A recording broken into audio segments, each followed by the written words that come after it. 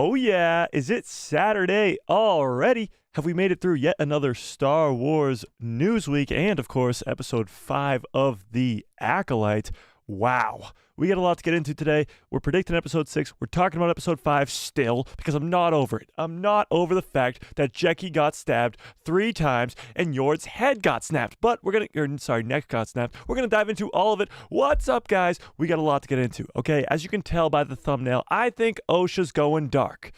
Real dark. We're going to get into why I think that, and we're going to talk about all of it. We also have a massive giveaway to get to today. It's the end of the month, and at the end of every month, the last live stream of every month, we have a awesome, cool giveaway. So we got that going on today as well. We'll get to that towards the end of the stream. So for all you members out there, if you're not yet a member, it's only 99 cents. You can join today and steal it from all the other members, and it'll be hilarious, but it also supports the channel quite a bit. So we'll get to that in a little bit. But let's talk about The Acolyte, episode 5. Before we predict episode 6, let's talk about episode 5, because I'm not over it yet. I'm not over it. If you're just now coming in, rank episode 5 out of 10. Your ranking out of 10, let's hear it. Where are we at? After a few days of kind of rewatching it, thinking about it, talking about it, where are we at with episode 5 of The Acolyte? I'm still probably around that 9.5. I don't think it's a 10 out of 10. A 10 out of 10 is, for me at least, the Shadow Warrior episode of Ahsoka Tano. I mean, it's just that good. But what do you got for a ranking out of 10 for this Acolyte episode 5? And while you put in your ranking, let's say hi to everybody in the chat. Let's do that. First things first. All right, let's see. Chris, what's up? Officer Murdoch, how we doing? Brandon Baker, what's up? Mando United, what is up? This is the way in the house. Darth Thor, how we doing? Ryan Burke, what's up? Fearless, how we doing? Jack Robbins in the house. What is up, Jack? Tiffany, what's up? UV Clips, how we doing? Trent in the house. What's up, Trent? The Dark Jedi, what's up from Australia? God damn. Lucas Diego, what's up? Starship 66, how we doing? King Shadow, how we doing? Galvatron, that's a great name. Cole Rita, what's up? If I missed you in the chat, just yell at me. You know the deal. All right, let's see what your rankings are for this 5th episode. I got a 10 out of 10, a 9.5, 9, 9.5, 10, 9.5, 9.5, 9.5, 9.5, 7 out of 10, 10 out of 10, 8 out of 10. Wow, those are some pretty damn high, holy crap, rankings for this 5th episode. I am right up there with you. Oh my God, a 9.2232322. That is oddly specific. Okay, I love it. I love to see it. Love to see it. I'm having a late one. Yeah, what time is it in Australia right now? What the hell even is that? 10 out of 10? Nice. I got my thoughts already. All right, let's talk about episode 5 for a little bit. Let's talk about that ending, okay? And then we can speculate about episode 6. So the ending leaves us with May cutting her hair with Yord's lightsaber, taking Osha's clothes, and going over to Seoul and going off with Seoul. We don't know where they're going. Most likely they're going to Coruscant, we can assume. But we don't really know what May's plan is. At first, it was to murder these 4 Jedi. 3 of them are dead, except for Seoul. Seoul's the only remaining survivor, and she's not trying to kill Seoul right now. As far as we're aware, she's going off with him. So I don't know what May's plan is, but that's where May is. Now, Osha, on the other hand, is in a very different situation here. Kymir, who is revealed to be the Sith Lord under the mask, we'll get to that, but Kymir has now taken Osha. Where he's taking her, we don't know, possibly Ahch-To. Again, we'll get to that. But Osha is most likely going to go down a very dark path in these last 3 episodes here. And here's why. Kymir's going to tell her the truth. And the truth, the audience doesn't even know the truth so far. We're still in the dark just as much as Osha is. But something happened on Brendock 16 years ago that's going to come back to bite Master Soul in the ass, because he's not telling the Jedi or Osha the truth. He's hiding something, and that's what Kymir was sort of teasing out throughout this entire 5th episode, throughout all the fight sequences, about how Soul's hiding his face and how the darkness, at least Kymir is showing his darkness, and what is Soul doing? He's hiding his darkness. So he's really teasing out that Soul is keeping secrets from the audience, from the Jedi, from Osha, from everybody. And we're going to learn what those secrets are. And most likely, we assume unless there's some crazy twist going on here, we assume that those secrets are that the Jedi killed the witches on Brendock. Not the fire, like Soul has told Osha, like Soul has told the Jedi Order. It was probably the Jedi who had to kill the witches. Now, we don't know why, we don't know how, we don't know, well, we do know when. It was 16 years ago on Brendock, but we don't know how and we don't know why. That will probably be explained in this upcoming 6th episode. But I'm going to put up a poll right now, and I want you guys to answer honestly, not just however I think's going down, because I think Osha's turning to the dark side real quick. But with that being said, if the next episode has Chimere telling Osha about what truly happened on Brendock 16 years ago, and the truth is the Jedi murdered the witches, murdered her family, and her whole life has been a lie.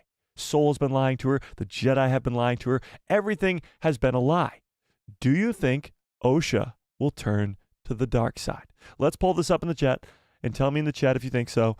Hang on, let's do this now. Do you think Osha will turn to the dark side? Yes or no? Simply yes or no. Do you think Osha's turning to the dark side? What do we think? What do we think?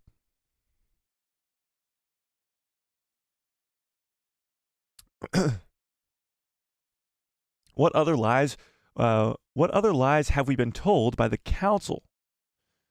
What do you mean? The Jedi are known for lying by the time of the prequel trilogy. So this is sort of just setting the seeds, or planting the seeds, I should say.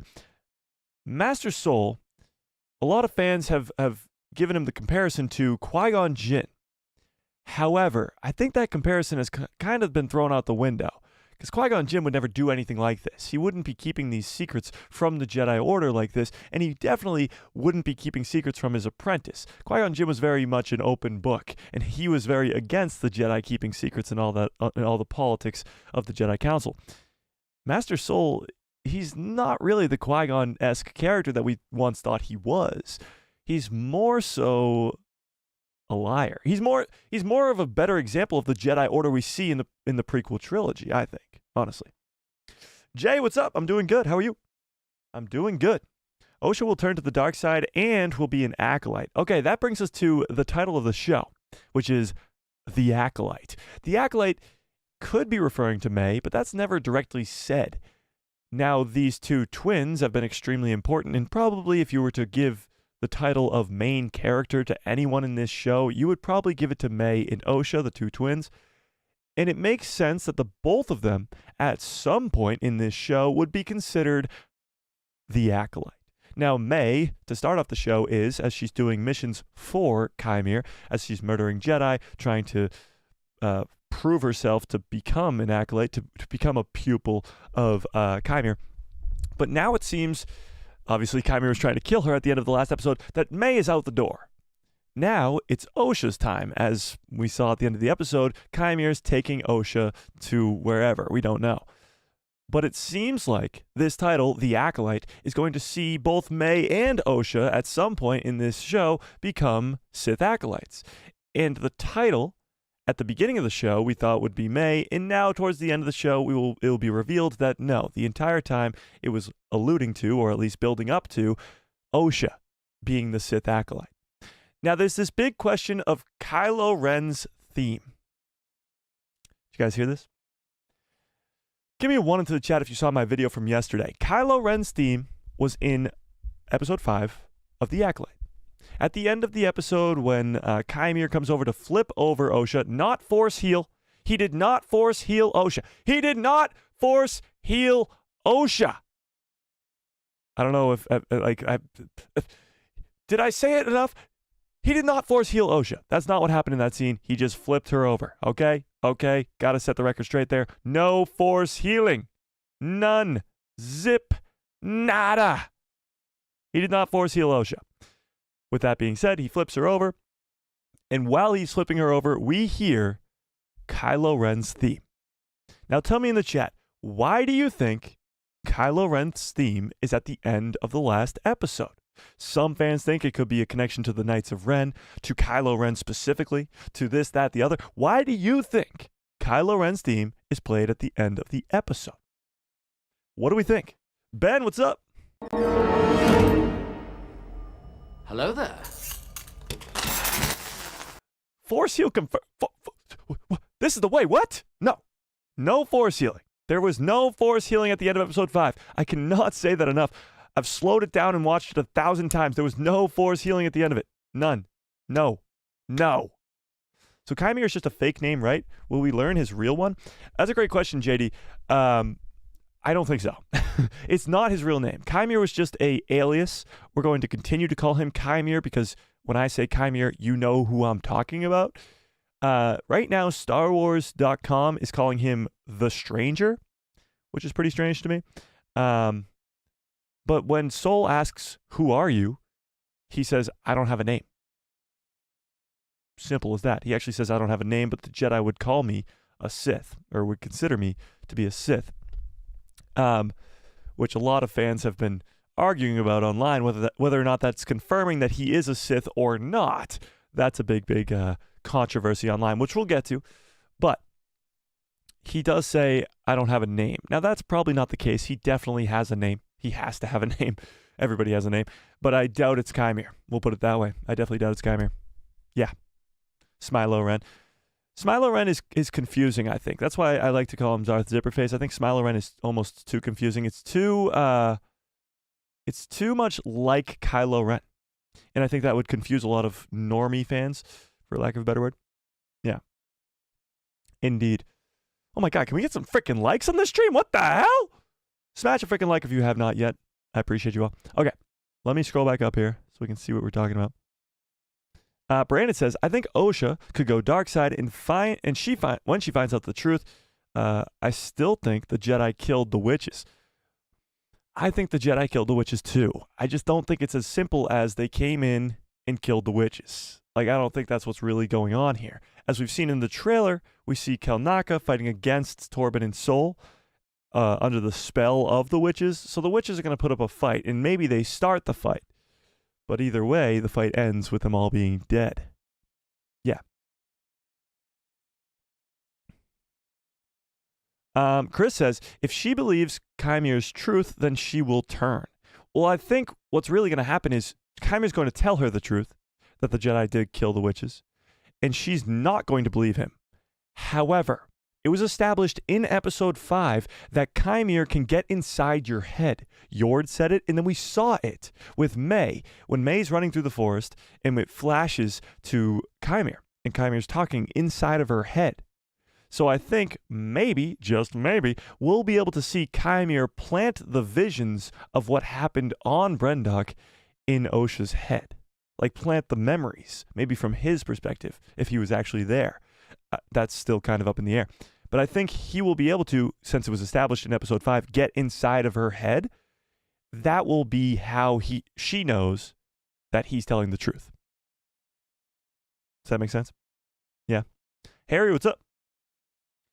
Yeah. So I don't think Osha will immediately think that he's telling the truth, but she will quickly learn that that is what truly happened. And here's the craziest thing. There's a few scenes in the trailers that we haven't, of course, seen yet in the show. But one of the biggest ones is a clip from behind the scenes of this Acolyte show. And this is a very, very, very old photo from behind the scenes. This is from way before the show even started. And this shows Master Soul. And if I zoom in here, it's a very sort of grainy photo, but you can tell from the photo itself, as it's a behind-the-scenes shot, it's his lightsaber without any sort of editing on it. It's just a behind-the-scenes photo. And let's take a look at it. What do you notice? Anybody in the chat? What do you notice? Nico, what's up? What do we notice? Well, first of all, of course, it's a behind-the-scenes shot. It's his lightsaber with no effects on it. It's just a glowing blue beam with a white tip on the end. And I noticed, obviously, that his robe is kind of cut there, which is interesting. What do we notice? Anything? Anybody?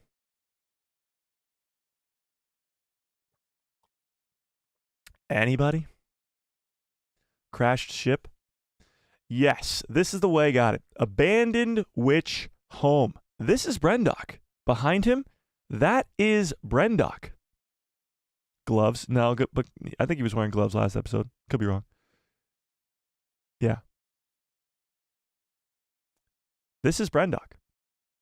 And this is current day, obviously. Sol, we know, has a lot shorter hair in the flashback, 16 years to Brendock. This is current day Brendock. They're going back.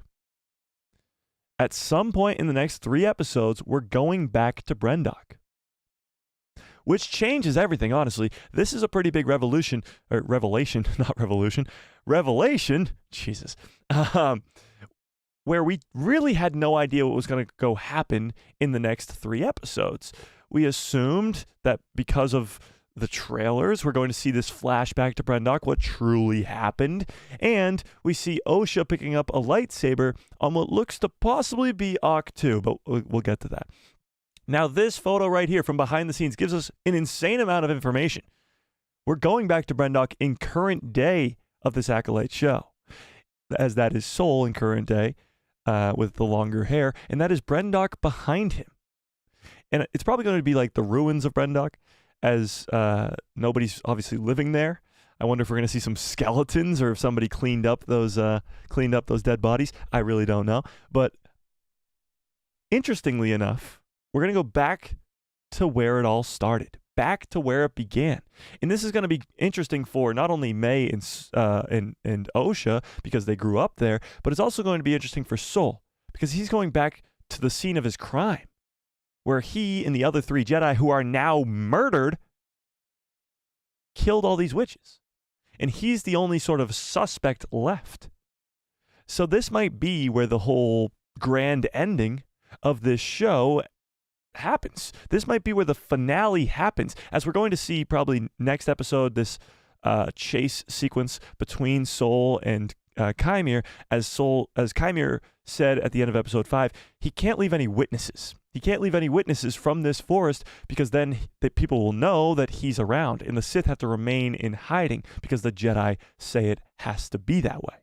So he says at the end of episode 5 that he has to murder everybody, meaning he's not going to let Sol and May leave this planet without a fight. And that's what's going to lead us to that awesome fight sequence in space in the next episode. Then episode 7 is most likely going to be all about the flashbacks to Brendock, as we're going to see, as most people have mentioned, episode 3 and episode 7 are directed by the same director. And episode 3 was all about flashbacks, and episode 7 is probably going to also be all about flashbacks to see what truly happened on Brendock. But that leaves us with the finale, episode 8. What is the real tipping point in this show? We all thought it was going to be this awesome, cool fight sequence in the forest on Kofar, but that happened in episode 5.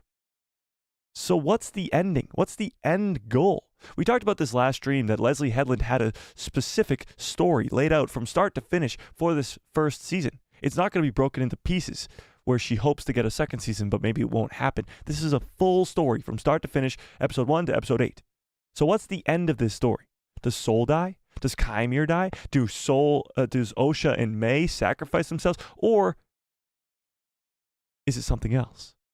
Either way, this is the most important piece of evidence so far to suggest that this show will end on Brendock. Pretty wild stuff. Pretty damn wild stuff. A behind-the-scenes photo from literally, I think over a month ago, maybe even more, showed us what could be the end of this show. With Sol, with the longer hair, current day Sol, standing on Brendock, the ruins of Brendock, an overgrown Brendock, behind him. That's pretty wild. And he's got his lightsaber ignited, he's ready to fight. But who is he fighting? Osha? Chimere? May? All 3 of them? It's really going to be an interesting last 3 episodes here, as we have no idea what's coming. We have no idea. So even with this, as we know we're going to Brendock, we don't know who's on whose side. May just left with Sol, but May doesn't trust Sol. May still hates the Jedi. She's still talking about this purpose and how the Jedi are evil and how blah, blah, blah, blah, blah. What is she doing? And then Osha's going to go off with Chimere. And Chimere's the most evil, badass character that's been introduced into Star Wars in years. We have no idea how this show's going to end, and we're already 5 episodes in, which is pretty wild. Pretty damn wild. So what do we think? How does Brendock, current day Brendock, play into all this? Tell me in the chat. Jack Robbins says, but won't Osha think that Chimere will be lying if he tells her the truth, unless this is revealed where we see Mother Anisea or Coral again? I don't think that Mother Anisea or Mother Coral survived. I don't think they survived the events of Brendock. I think the Jedi wiped them out. It would be a surprise, to be sure, if that was the case. But there is one line specifically from episode 5 that makes me believe it's a possibility that Mother Coral, not Mother Anisea too much because we saw her dead body in episode 3, but Mother Coral could be involved in this episode or in what's currently happening. Because if you guys remember in episode 5, Osha says to Yord, my mother could do that, when Yord says he can get into your head. When Yord tells Osha that he gets into your head and he stays there, Osha says, my mom was able to do that. The witches were able to do that. So that one line specifically keeps the hope alive that Coral or Anisea could come back or be still alive in the current day, and possibly working with Chimere in some way, shape, or form. That would be a crazy twist, in my opinion. I don't think it would really happen, and I am not really on that bandwagon yet. I think Chimere still has a lot of explanation to do. Like, how is he so powerful? Why does he know that Sol and the other Jedi murdered the witches 16 years ago on Brendock if he's only 38 years old or whatever? The actor's 38, so he would be 12? That math is not correct at all. Hang on. Wait, what? That's not right at all. That's 26 years. 16 years, he'd be 22. He'd still be very, very young at that time. So why would he be there? Why would he be on Brendock? There's a lot of explanation that still has to happen for Chimere's character to explain why he knows all this information, why he knows all about Sol, why he knows all about May and Osha. There's a lot of explanation that needs to happen. But going back to your first part of that question, because I just answered the back part, won't Osha think the Chimere's lying? Again, probably, yes. Why would she believe him in the first place? She just saw him snap Yord's neck. She wasn't there for killing Jecki, but she knows that he killed all the other Jedi in this forest. So why would she believe him? It's going to be sort of a he has to plant the information into her mind type deal, I think. Because no, she wouldn't believe him. But somehow she's going to have to believe him. Here's a crazy theory that just popped into my head. We see this. This. We see this. Oh, wait, what the hell? Pause. The computers are turning against us. Hang on. Yeah. Okay, this is what I want. This is what? The computers, I swear, are turning against. Okay. This is what I wanted. This scene from this trailer right here of Osha on what could be Ahch-To. Again, we'll talk about it. But Osha holding this lightsaber. Now, this could be when she gets the revelation of, okay, he's actually telling the truth. Because we've seen in the past in Star Wars, a.k.a. the Force Awakens, when Rey picks up Luke's lightsaber, she gets like sort of a Force vision to back when she sees Bespin, where Vader fights Luke Skywalker in Empire Strikes Back. She sees the future of the forest fight between her and Kylo. She hears Obi-Wan say these are your first steps. What else does she hear? She sees something else in that fight sequence, but I forget what. Oh, she sees Luke's temple burning from the past. It could be a very similar situation here. We've already seen Osha have a Force vision in episode 2. Or 1, 2, 1, 2, 1, 2. In episode 1 or 2, she has a Force vision where she sees Brendock on fire as she runs through the forest and sees a younger version of her sister, May, talking to her, talking about killing the Jedi. So she's already had a Force vision. So it's possible that another Force vision is in her future to tell her what really happened on Brendock all those years ago. And by the way, right now, 83% of you on this poll say that Osha will fall to the dark side. 83% of you think she's going to fall to the dark side? What? I agree with you, but that's insane. That's insane. That's insane. I just spilt so much water on myself. Damn it.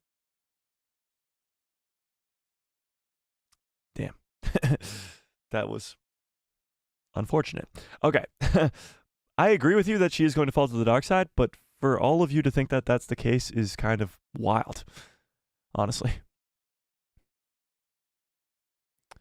Galaxy Love, what's up? This is the way says, Osha could turn 60% sure, could go either way. Oh, 60% could go either way. Okay. Yeah, I mean, Osha's turning fully depends on whether or not she believes Chimere and whether or not Chimere has enough evidence to support the fact that he's telling the truth. Yeah. Could Chimere be the Acolyte? No. In episode 5, he specifically states himself to be a Sith, and he says he's looking for an Acolyte. He's looking for a pupil. So I don't think, or I'm pretty much probably 99.9% sure that no, Chimere is not the Acolyte that the title is referring to. It's May, it's Osha, it's not Chimere. It's definitely not Chimere. The follow-up question I sort of have to that is, do you guys think that Chimere is the apprentice, is not the master? He's really the apprentice in this situation, and he's really the apprentice to either Tenebris or Plagueis, because episode 5 didn't really give any hints towards that. It honestly felt like Chimere was working alone through this 5th episode. I don't know. What do we think? Is Chimere an apprentice or no? And if so, who's the apprentice? Who is he the apprentice to? Not Palpatine. Jesus. Plagueis or Tenebris? UV Clip says, I believe the Acolyte is Basil. Now let's think about that for a second, because that is definitely, most likely, probably 100% incorrect. Basil, really? Hilarious. I do think Basil will be the one to sort of call May out for her being an imposter among us. Tiffany says, she held Sol and the Jedi so highly and looked to them. Finding out that May was right all along will definitely make her turn to the dark side. The Jedi killed her family and then let her believe that her twin sister did it the entire time. Yeah, absolutely. The Jedi completely lied to her for 16 years. She's not going to take that lightly. That's going to sort of not feel great. I'm really interested to see how they play this out with Chimere telling Osha and whether or not Osha believes him or not, and when she truly believes in what really happened. Because Sol's going to have to tell her the truth either way. So if she doesn't believe Chimere the first time, she's going to believe Sol the next time. Yeah. Yeah.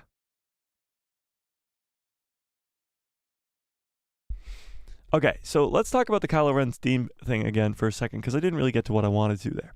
Kylo Ren's theme is at the end of the episode when Chimere is flipping over Osha. And a lot of fans have begun to speculate about how Chimere could be the first ever Knight of Ren, how Chimere could be connected to the Knights of Ren and eventually lead to Kylo and eventually... Although that sounds really, really cool, it's just not the case. When you look at the history of the Knights of Ren in Star Wars canon, this is not Legends, this is canon. When you look at the history of the Knights of Ren in Star Wars canon, the Knights of Ren, so to speak, that we meet in the sequel trilogy are not the Knights of Ren. They're not. And let's read this. This explains it perfectly, actually. And actually, it's Palpatine who's explaining it perfectly here, as this comes from Darth Sidious himself.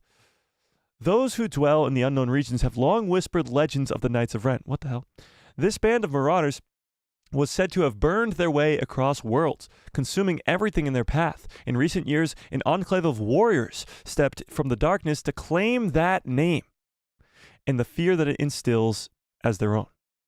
So these Knights of Ren in the sequel trilogy are just claiming the name of the Knights of Ren to instill fear across the galaxy. They're not actually the Knights of Ren. But let's read who those people are. The Knights of Ren were marauders who pillaged worlds, leaving a trail of destruction in their wake. Easy for me to say. Their exploits were legendary by the time of the New Republic. So by the time of the New Republic, by the time of these Knights of Ren coming around, they were already legendary in the history of the galaxy. Particularly among desperate settlements in the unknown regions where the Knights of Ren were mythologized for over the centuries. Easy for me to say. And by the time of the Imperial era, a group of masked warriors emerged claiming to be the fabled Knights of Ren. Claiming to be. They aren't actually the Knights of Ren. So is it possible that Chimere has any connection to the Knights of Ren? Maybe. But he's definitely not the first one ever. He's definitely not the person who led to the Knights of Ren being around by the sequel trilogy, because those Knights of Ren are just frauds, phonies, taking the name of these legends across the galaxy. And not legends as in Star Wars legends, as in legendary, known across history books for being these marauders and badass people who pillage worlds. So no, I don't think this Kylo Ren's theme at the end of the episode is referring to Chimere at all. I actually think, and I explained this a little bit better in my video probably, I think it's Osha. I think this is specifically all geared towards Osha. And here's why. Kylo Ren's theme is heard twice in the episode 5. Not just once, twice. And it's at the end of the episode when he's turning over Osha, but it's also heard in the very opening scene. Did you guys catch this? Give me a 1 into the chat if you caught this. Give me a 2 into the chat if you're like, what? 2 times? What are you talking about?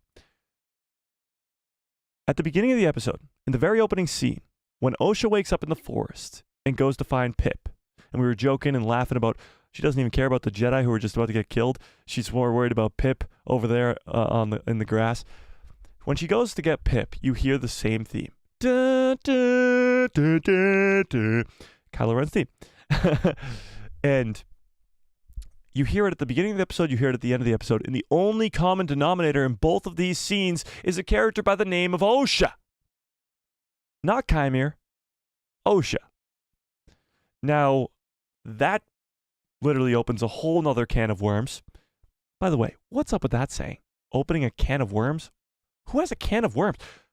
Besides the point, maybe fishermen, I don't know. It opens a whole nother can of worms, because now you have the Kylo Ren's theme. How does that have to do with Osha? Well, let's think about it. Kylo Ren was once a Jedi. He trained his whole life pretty much under Luke Skywalker at Luke Skywalker's Jedi Academy, and then he falls to the dark side.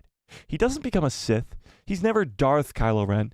He's never a Sith Lord. He's just a dark side user, because Snoke's not a Sith Lord, so he technically can't become a Sith Lord. So Kylo Ren's never a Sith Lord. And that's probably more similar to what's going on here with Osha.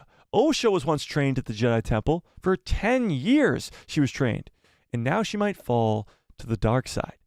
And what is alluding to that is Kylo Ren's theme in this episode 5. What do we think about that?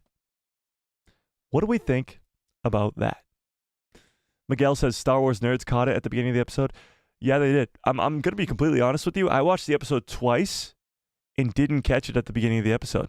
I didn't. It wasn't until my 3rd and 4th try when I finally caught it. Yeah. So I missed it. I'm completely honest. I completely missed it. But it's definitely there. You go back and watch it. It's 100% the da-da-da-da-da. It's slowed down a little bit, but it's definitely the same theme. But what's going on there? Do you think it's Osha? Do you think it has a connection to Osha falling to the dark side? She was once a Jedi. Kylo was once a Jedi. They both fall to the dark side. They both don't become Sith Lords. It's a oddly specific theme, because they could have gone with any other theme in Star Wars. The Force theme, Vader's theme, Palpatine. Like, you could, the Imperial March. Like, you could have done anything. But you chose Kylo Ren's theme. For a reason. For a reason. Is there a theme when we see Soul? Is there a theme when we see Soul? Like a Kylo Ren theme? No. But is there a theme in general? Probably. I'm not too sure about the themes in this show. Like if specific characters have their own themes, I don't know. Yeah, I'm not too sure. I'm going to rewatch it tonight and see if I can notice it. Yeah, just listen. It's the opening scene and the final scene. It's Kylo Ren's theme. Yeah. This series is much better than I expected. I hate to see so many fans hating on this series. It's really gotten a lot better if they give than they give it credit for. Yeah, and I think there's a lot of fans who kind of started to crap on it at the beginning, and they kind of just went too deep, and now they can't climb back. Because now if they say that they like it, then they're looked at as sort of just lying, or sort of looked at as like you already said you hated this and now you can't really come back around, which I think is stupid. You can go from hating something to liking it. That's perfectly fine. But I think a lot of people just found themselves digging themselves too deep into a hole. And then around episode 3, they were like, this show sucks. And then episode 4 and 5 came around and they're like, okay, wait a second. Wait a second. Did we get an episode 7 promo video? No, not yet. And I doubt we will, actually. Because we haven't really been getting promo videos for the episodes for this show. They're keeping a lot of stuff secrets in this show. That's for damn sure. Mike, do you think that there will be a big bad character by the end of this show to leave us with a teaser? Yeah, I do. And I think it will be Plagueis. Now, like Leslie Headland said, there will be an ending to this show, a definitive ending to this season 1. But there's also rumors of season 2. And I think there will be a second season of this show. I mean, if you don't look at all the hate, which is just coming from a bunch of people screaming louder than others, this show is getting a lot of love, like absolutely a lot of love from a lot of very, very, very large content creators out there, way bigger than me. A lot of very, very good content creators out there too, who are loving this show and giving it all that love. So that's great. That's fantastic. You see the love for this show week in and week out. So I do think that this show will get a second season, especially if it hits the home run. If it really brings it home, is what I was looking for there, in the last 3 episodes. If it sticks the landing, that's really what I was looking for. If it sticks the landing in the last 3 episodes, then you'll definitely see a second season. And that season needs to be teased out a little bit. So do I think there'll be a teaser at the end? Yeah. And I think it's going to be Plagueis. Either Plagueis or Tenebrous, I guess. But yeah. Indeed. For sure. Question, is Palpatine alive during this time period? No. Definitely not. Palpatine's not alive for probably, I'd say, another 40 to 50 years. And that's when he's born, so he won't really be involved in any of the story for at least another 60 plus years. So unless this show goes 3, 4, 5 seasons, which I seriously doubt it will, then you're not going to see a young Palpatine. That would have to be a completely different show. Yeah. Yeah. Indeed. Should we pull that up? Do you guys think that this poll's not really budging with over 100 votes in? It's not really budging. James says it would be quite the twist for something we don't see in Star Wars except for Anakin having someone good fall to the dark side. It would be wild to see the sisters switch sides. Well, yeah, we've seen characters in Star Wars turn to the dark side all the time, but seeing these two twins sort of just Uno reverse card each other would be pretty wild. All right, let's pull this up. Do you think we will see Plagueis, I'll just put Plagueis. You guys know Darth Plagueis. Plagueis in the Acolyte at all. Now, this could be a 2-second clip. It could be a 10-minute long scene with him. It could be anything. Any scene at all with Darth Plagueis. Now, I seriously doubt that we're going to see the Jedi seeing Plagueis. It'll be more so Plagueis in hiding, Plagueis in the darkness, Plagueis in the shadows. Maybe Chimera dies, and Plagueis has some sort of Thanos scene where he says, fine, I'll do it myself, and he pulls out the gauntlet, and he puts on the Infinity Gauntlet, and he goes like this, and he snaps his fingers, and half the galaxy just turns to dust. And then season 2 is them having to time travel and go back, and then get all the Infinity Stones together, and then snap again and bring all the people back. Oh, wait, that's Avengers Endgame. Hang on. Yeah, no, it would just be Plagueis going, fine, I'll do it myself. Yeah. Abby, what's up? What's up? Tenebrous and Plagueis? I don't think we'll see both of them. I think it would be one or the other, and I think Plagueis is probably the more likely one, if I were to guess. Yeah. And by the way, we are, oh my God, 50-50 right down the middle. Right now we are it's kind of going up a little bit, but 51-49% right now. 51% of you saying, yes, we will see Plagueis in this by the end of this season. That's pretty wild. That is pretty damn wild, if I do say so myself.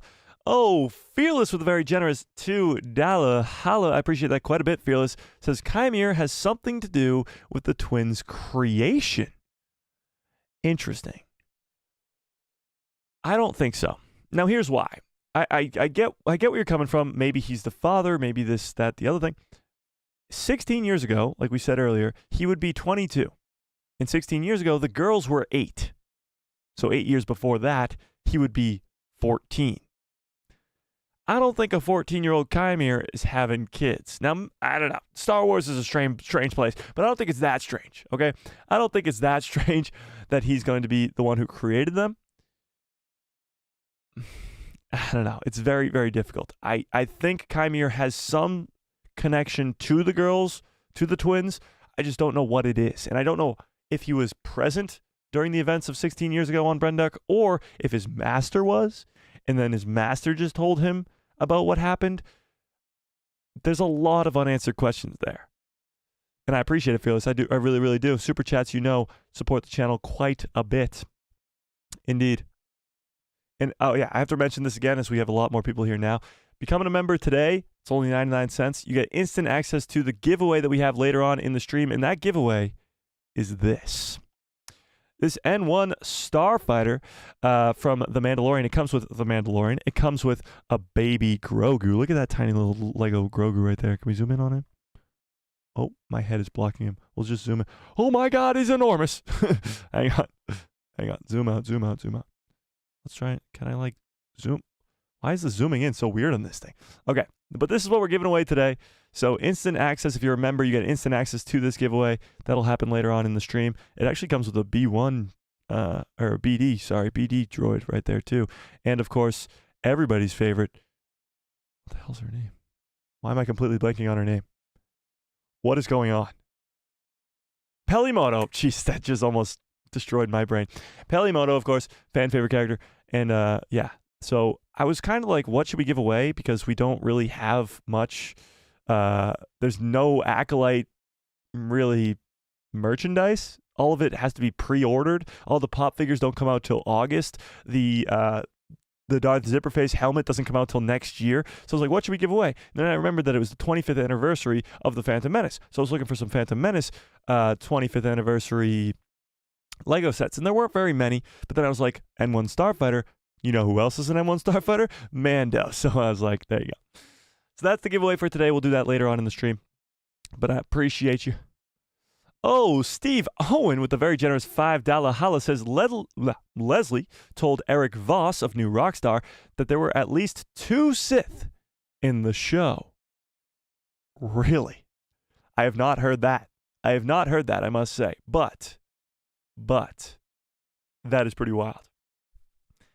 I'm going to have to go check that out. I believe you, Steve. I believe you fully, Steve. I have no reason to doubt you, Steve, except for every reason in the world. But that would be pretty wild. And again, I think it's probably going to be Plagueis, and it's probably just going to be a very small scene at the end. Or maybe she's just referring to the fact that the Acolyte might be considered to be Sith too. I don't know. But we'll see. I appreciate it, Steve, quite a bit. You know I do. Okay. Yasi, is that how I pronounce it? I apologize if I mispronounced it, but he says, most importantly, Anakin's return to his home planet was what triggered him to turn to the dark side. Going back to Brendock could be a very similar effect on Osha. That's a very good point. So episode 5 had a lot of connections to the prequel trilogy. In the dialogue with May saying, shit, what did she say? She said what Anakin said on Mustafar. She said, you turned them against me. Oh, they turned you against me. That's what she said. And of course, Anakin says, you turned her against me. And then Osha says, you did that yourself. And Obi-Wan says, you've done that yourself. So it's very similar dialogue, very similar kind of scenes, fight sequences, very similar to prequels, all that stuff. There's a lot of connections to the prequel trilogy in this Acolyte show. That's actually a great one. When Anakin goes back to Tatooine, after he talks about how much he hates sand and all that other stuff on Naboo, he then has to go to Tatooine to save his mom, who's dying to Tusken Raiders, and that's what sort of sends him to the dark side, going back to his home, reminding him about how he grew up a slave and that he had to leave his mom behind, reminding him of what the Jedi Order did to him. That's what sort of sends him down a dark path when he goes to Tatooine. Maybe, like Yassi's saying here, maybe that's a very similar situation with Osha. When she goes back to her home world of Brendock, which we see right here, we know we're going back because of this behind-the-scenes photo of Sol on Brendock in current day. Maybe that is what triggers Osha to turn to the dark side. That's pretty wild. We might be seeing for the next couple episodes a very split Osha, not knowing who to believe, not knowing what's the truth, not knowing if she's light side or dark side, and now she's sort of tapping into the Force as we've seen. It's going to be pretty good. It's going to be pretty damn good, if I do say so myself. Chris says, both Kylo Ren and Osha were once Jedi, and they both left their own orders and fell to the dark side. Exactly. That's the connection there. That's why Kylo Ren's theme plays at the beginning of the episode and the end of the episode when Osha's on the screen. Not Chimere, not Zipperface, not Smilo Ren, Osha. Yeah. Mr. Revenge, what's up, Mr. Revenge, says, also, the hooded figure in the background during the twins' ritual disappeared before the Jedi came in. Okay, let's talk about the hooded people in the background of the ceremony. Let's see if I can find that. The Acolyte Ascension ceremony, maybe? Ceremony. I know exactly what you're talking about. We looked at this a little bit last stream. Yeah, this. So there's a hooded person here. Perfect. See this hooded person behind Mother Anisea? A lot of fans seem to think this could be Chimere or some sort of Sith Lord who's present at the time of the events of what happened here. I actually don't think this is the case because there's more than one hooded figure. There's multiple. Somebody says there's two in the chat. There might even be more than two, honestly. I think there might be two, or I don't know. Yeah, there's one on either side. Yeah, so there's another one over here where it cuts off. And I don't think that this is a Sith Lord. I don't understand why there would be a Sith Lord there. The hooded figures are a little strange, for sure. But I don't think that it's going to be revealed to be Chimere. I think Chimere is probably there. He's present during these events. I just don't think that that's him in the hood over there. I like the theory, though. I do. Mark Edwards, what's up, Mark, says, a can of worms comes from the literal metal tin of worms for fishing. Boom! I sniped that. I've gone fishing like a handful of times in my life. I don't remember worms being in a metal tin. Maybe it's a thing. Probably is a thing. But that is awesome. Yeah. Chris, what's up, says, how's your day going today? I'm rewatching Kenobi, nice, and Ahsoka and Andor. Wow, that's a lot. I want to go rewatch Andor because I've rewatched Kenobi, I've rewatched Ahsoka, I've rewatched Mando, I've rewatched all these Acolyte episodes so many times. I want to go back and rewatch Andor. It's been quite a while. I'm forgetting some of the arcs. I just need a refresher, but that's awesome. That is awesome. Indeed. Mike Fort says, nerds aren't catching it. There were probably about 500,000 Google searches for cortosis after episode 5. Okay, let's talk about cortosis because that's a great point. Cortosis might be one of the coolest things to be introduced into Star Wars in recent past. It's from Legends, so it's not a new thing, but it's been introduced into canon as of recent past. Cortosis is the metal that Chimere's helmet and his little wrist thing is made out of. This is a new metal in Star Wars, or at least a new canon metal in Star Wars. It's made from an ore called cortosis, and it has the ability to shut down a lightsaber's blade. That's why all the lightsabers were shutting off. But Star Wars actually clarified something here, and let me see if I can go find it. Star Wars themselves clarified something here. Let me see if I can find it. They said something along the lines about Beskar, because it's very similar to Beskar, as Beskar can stop a lightsaber. Oh, here we go. Yeah. Here's the description that Star Wars gave to cortosis. Originally pulled from Legends lore, the cortosis that is used for the Stranger, again, Chimere, his helmet and his gauntlet, is a rare ore that has the ability to disrupt lightsaber blades. Despite its protective qualities, it is not as durable as Beskar. So there you go. It's not as durable as Beskar. Beskar is still a better metal, but this metal has the ability to turn off a lightsaber just for a brief second or two, which is pretty damn cool. I mean, talk about an awesome thing from Legends being brought into canon. That's cool. Yeah. Indeed. This is the way says Osha is like Kylo and going to the dark side and then comes back to the light like Kylo did. It's like poetry. It rhymes. I could see that. I could definitely see that. But the thing is, we only have 3 episodes left. So the turn to the dark side and then the turn back to the light is going to feel so abrupt almost. As if she turns to the dark side in episode 6, then she's back to the light by episode 7 or 8. Seems a little too quick for me. William says, I think because of episode 4, some people sympathize with May when she tells her master that he's going to kill her. Wait, when her master says that he's going to kill her because he's in a similar situation and wants to overthrow his master.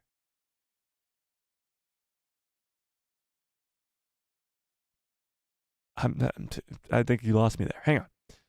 In episode 4, we have sympathy for May because she tells, when she tells about her master is going to kill her, he's in a similar situation because he wants to overthrow his master. I mean, I guess because he's technically a Sith apprentice, we would assume that he wants to overthrow his master, but we don't really know that for sure. Yeah. Cortosis is a rare ore. Yeah, it's supposed to be rare, at least from the description, it's supposed to be rare. For sure. Aaron says, interestingly polite parallel, potential. I can't read English today, guys. I guess I can't really read English any day. Interesting potential parallel between Ben Solo feeling betrayed by Luke Skywalker and Osha being lied to by Sol. Yes. Very, very, very, very cool connection there. Luke Skywalker, it's a long story, but he eventually senses something dark in Ben Solo. He has the lightsaber ignited above him while he's sleeping, and that's how that whole thing happens. But a very similar thing's happening here with Osha. She trusts Sol with every fiber of her being, and now she's going to find out that Sol's been lying to her entire life. That's going to be a problem. A big one, too. Yeah. Indeed.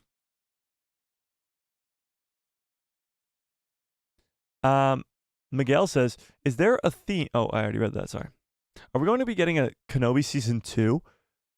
I would say most likely no, but we know that Ewan McGregor wants to come back.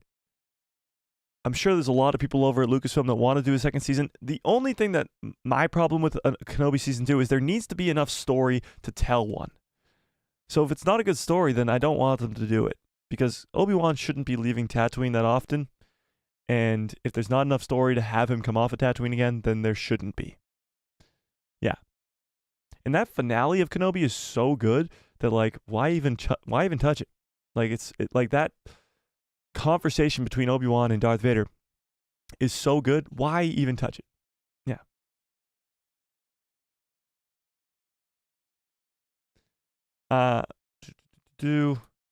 I reckon the next episode is the space race to Brendock, including the clip from the trailer of the ships going through that ice/asteroid ring. Sure, there is some planet around Brendock. I don't think this is going to be a race back to Brendock. I think Sol's honestly going to be going on his way to Coruscant to inform the other Jedi that the Sith have returned. He just was in a forest where he went in with 7 Jedi. They all died, and he's the only one who comes out. He's going to want to go inform the Jedi of what happened. So I think he's going to try to go back to Coruscant and get intercepted by Chimere. And that's what brings us to this scene from this trailer right here.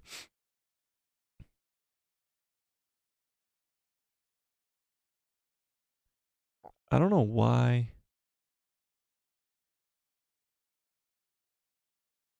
Oh, my YouTube, for some reason, is being so buggy. Whatever.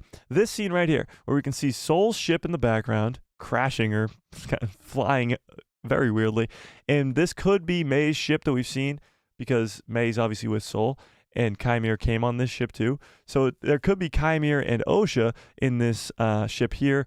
and there's some sort of chase scene going on in space as maybe Soul's trying to take out Kymir or Kymir's trying to take out Soul. Because again, like I said earlier, Kymir said that everybody in that forest has to die because they saw his face. That is 100% episode 6. I agree. I think this is episode 6 for sure. This is this upcoming week's episode. For sure. Yeah. Dinosaur, what's up? Yeah, I think this is tonight's or not tonight's. Jesus, I wish it was Wednesday, but it's not. It's Saturday. This is next week's episode, I think, too. This fight sequence in space. And we've gotten lightsaber duels in this show. We've gotten hand-to-hand combat in this show. We've gotten visually stunning things in this show.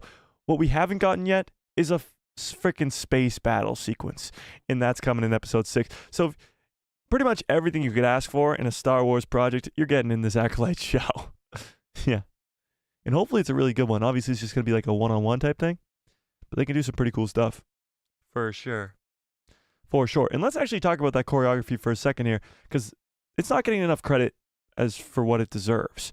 The choreography in that episode was incredible. Episode 5, it's prequel level. It's beyond prequel level. And the reason that that is the case is because they got the choreographer who did the Rogue One hallway scene for Darth Vader. Now, the Rogue One hallway scene is a very brief scene of Vader going through the hallway, but it's iconic in Star Wars. And now they got the same dude to come do this 20-plus minute lightsaber fight sequence that's throughout this forest in Kofar in episode 5 of the Acolyte show. But we actually had Manny Jacinto, who plays Kymir, talk about how much training went into doing this scene. It was over 4 months of training. And we always love to watch the Hayden Christensen and Ewan McGregor behind-the-scenes fight sequences, where we actually get to see them do all the stuff behind the scenes. Everybody loves to watch those. It's a lot of fun. You get to see Ewan and Hayden clashing with lightsabers. But nobody likes to talk about this for some reason because the Acolyte gets crapped on all the time. But let's watch it, because this is Manny Jacinto training for over 4 months to do the fight scenes in the Acolyte show. This is coming from comicbook.com, I believe. Yeah. All right, let's watch this. Oh, we're not going to listen to that. We're not getting copy struck here.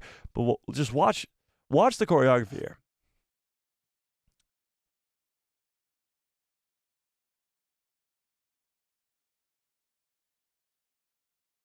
Look at how fast it is. This is him fighting all the different Jedi in the forest, obviously. There's Yord. He slices his leg.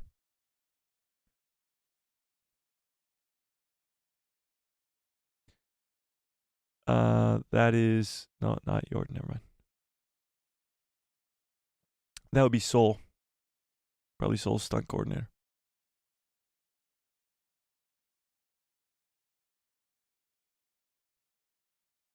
Okay, this is actually looping. What I found really interesting about this is there's some scenes in here that we haven't seen yet. There's some scenes in this fight sequence that we haven't seen yet. And actually one's coming up right here. So this is the fight between all the Jedi. That's Yord right there. This one. Yeah, this one. See how he has 2 lightsabers? He has 2 lightsabers right there. Can I pause this? Oh, I can pause it. Okay, damn. All right, let me let it loop around again. This is Soul versus him. So I'm guessing that's we've already seen that. This is 3 lightsabers. Oh, that was Daphne Keene. I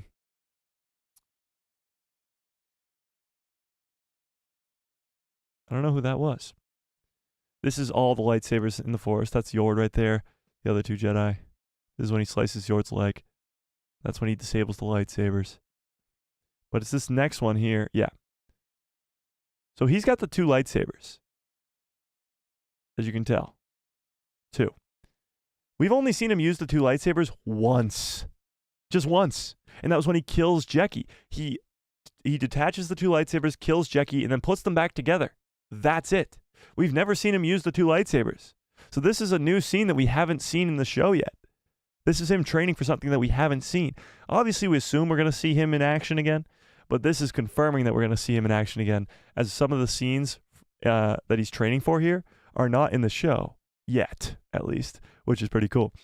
So it's really cool to see all these behind-the-scenes stuff and how fast they freaking move. I mean, obviously they move fast in the show, but that's like not sped up, and it's the actors themselves. Like, that's Manny Jacinto, the guy who plays Kymir, doing all of his own stunts, like Hayden and like Ewan did in the prequel trilogy.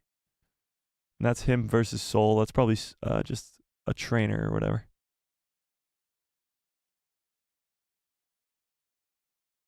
This one I don't understand. There's 3 people fighting here. Does he fight 3 different people? One looked like it was Daphne Keene. It could be a fight at the beginning, but Yord's not there. Maybe this is another fight that we haven't seen yet. But 3 people with lightsabers? Who would that be?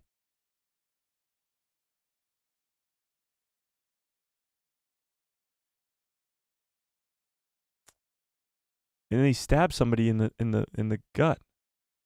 Huh. I don't know. Maybe he gets a second wave of Jedi thrown at him. Maybe he gets to see Venestra Rowe in the laser whip. Gets to fight her too. That would be wild. What if what's going on here is we know Venestra Rowe comes and uses her light whip on Kofar. We've seen that in the trailer. If I can find it really quickly. I think I know exactly where it is actually.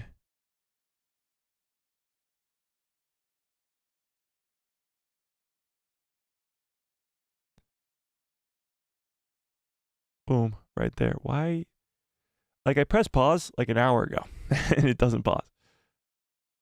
What the heck? Why is it so lagged? Okay. Boom, there we go. This looks like Kofar to me. I mean, it could be any other planet, I guess, but it looks like Kofar to me. That's another Jedi to her right. So maybe Kymir's getting sort of around too, where he gets to fight some other Jedi too. That would be kind of cool. But I guess we'll have to see. May in Soul versus Kymir? It could be, but May doesn't have a lightsaber. And again, she could just pick one up off the ground, or maybe she kept Yord's. I don't think so, but I don't know. We'll see. Certified fresh on Rotten Tomatoes? Yeah, it is. You better believe it. But this honestly looks like she's using the laser whip to cut down one of the insects that are flying through the sky. Like it looks like she's cutting something here. So it might be that she's on Kofar. But what's weird is we haven't seen this yet. Yeah. Yeah. I don't know. Do you guys think that this laser whip scene is happening in the next episode? What do we think? What do we think? May took Yord's lightsaber, but where would she be hiding it? Like under her clothes? I feel like a lightsaber would kind of be obvious hidden under clothes. Flashbacks or something? I don't think this is flashbacks. I mean, it could be, but why? Like, why would she be in flashbacks? I don't think this is flashbacks. I think this is current day. Maybe Soul gets out a transmission like help, send help as he's getting shot down. Maybe. Like next episode, we assume that we're gonna see that fight sequence in space, right? Could it be that Soul has to call for help and then he gets shot down and then the help that comes is Venestra Rowe? I know, we've been waiting so long to see this scene with the laser whip. I feel like, this was in one of the first trailers, the first teaser trailers to get people hyped up for this show, and we still haven't seen it, and we're 5 episodes in, which is crazy. It just means that there's something great coming. Like, we know that there's something cool really on the way because we're only 5 episodes in and we've already got some incredible stuff. Yeah. I believe it's to forecast the fall of the Jedi and Sith orders. Kylo Ren's theme? But why Kylo Ren's theme? Then you would play something like Anakin's theme or something. Or something that they played during Order 66. Mike, do you think that there will be... Oh, I already read that. My fault. I don't like Game of Thrones, and then I loved it. Oh, I didn't like Game of Thrones, and then I loved it. I loved Game of Thrones, but I was a little bit different. I binge watched it all in like a few weeks. I didn't watch it when it came out like that. Yeah. Yeah. Oops, what the heck? Oh, gee, Cody, I believe your name was, damn it, you told me already, and I already forget. It was Agnes, was it not? It was Agnes, right? I'm going to do it confidently with a very generous $2 holla says, hello there. Well, I appreciate the hello there, but send a better message next time. Send a question. Make it worth your money. The Force Dragon says Kylo Ren's theme is both connected to is connected to Palpatine's theme. How so? How so? Oh my God, let's go down to the bottom again. Okay. Osha's view of the Jedi as saviors that rescued her and such a high regard for Master Soul will definitely be a hard time will definitely make it a hard time for her to see the truth. It will make it a hard time for her to see the truth, but once she does see the truth, and there's no ifs, ands, or buts about it, then she's going to fall, and she's going to fall hard to the dark side. Yeah.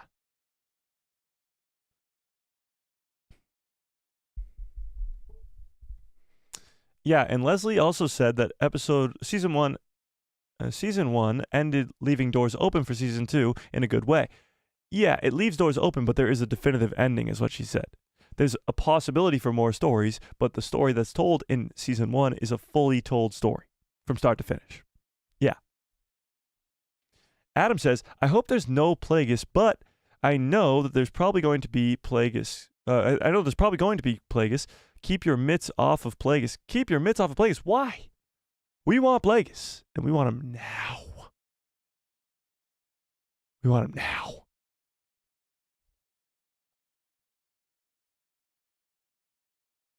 Can I get some good cups follow orders in the chat, please? Bum-ba. So if you guys are new here, I pull out this good cup after I finish with this cup. And he's a good cup to follow his orders because look at him. I mean, he's clearly been through some things. And yeah. Yeah. But going back to what I was saying, or going back to the giveaway, sorry.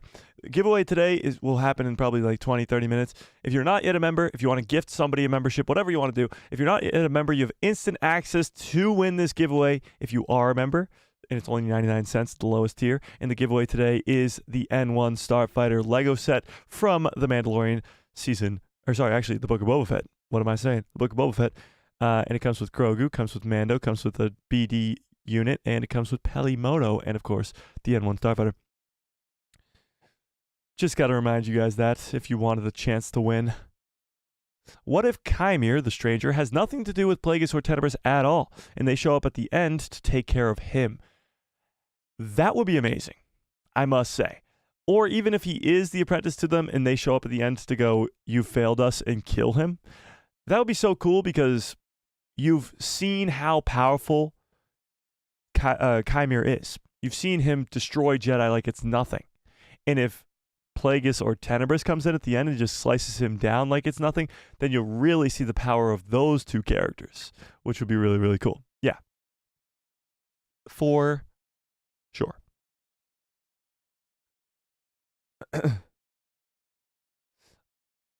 Chris says, I think the story of Kenobi was told. As good as the show was, the story has concluded. There is really no more that you can tell. You can't have another fight between him and Vader again. Yeah, no, you can't do that. So the fight would have to be with somebody else, which how can you really top Vader versus Obi-Wan? I don't think you can. So unless there's really, really, really a good enough story left, then don't make a Kenobi Season 2. As much as I love Ewan, as much as I'd love to see his character back, put him in something else. Maybe in some brief cameo, in something else. I don't know what it could be, but just don't involve him in this. Yeah. Joseph says, Leslie has cortosis in a finite resource, which is why we don't see it carried into the future of the universe. We could learn about it more in Season 2. Yeah, I think it's supposed to be a very rare metal. So is Beskar, but Beskar's more of it's a Mandalorian thing. Like, Beskar is mined on Mandalore. So that has its sort of own location. Cortosis is supposed to be this very rare thing. Yeah. Yeah. Yeah, the ship goes down as May takes a feeble attempt to take down Sol. So you think May's going to be trying to take down Sol during that fight sequence in space? That would be wild. Brandon says, Mike, what do you think that Vanestra Rowe will do? I don't know. I feel like she has to... She's going to play some sort of role in this back 3 episodes, back half of the season. I just don't know what it is. I could see her dying because her character is supposed to be like a few 100 years old at this point, or maybe over 100 years old at this point. So I could see her dying in this show because her character has been around for a while. I just have no idea. I don't think her character's that big of a character. That's my fault. That's my problem with it, is she's not really a main character in this show. Yeah. I hope Basil survives. Yeah, Basil's a cool guy, for sure. Abby says, the only time I wish the lightsabers didn't work was with Jackie. Oh, yeah. That's a bummer. R.I.P. Jackie. It was okay, but they lost credibility comparing it to the Battle of the Fates, the Duel of the Fates. No, I think it's on the same level of the Duel of the Fates. I don't think it's better than it. I don't think it's better than Anakin vs. Obi-Wan either on Mustafar, but it is definitely towards that same level, and that's what we need. That's what we need. I don't think Sol will go back to Coruscant. I think he wants to, I think he knows it's May too, and he will contact Vanestra, of course. I think he will contact Vanestra, of course, to tell her what happened. But will he mention Sith in that contact? That's the only thing. Is the Sith being relayed, the Sith being the message, is a big deal. Because the Sith being revealed to the Jedi is a huge deal. I don't know. It's going to be really, really interesting to see. There's a lot of unanswered questions. A lot of them. And episode 6 is going to give us a lot of them too.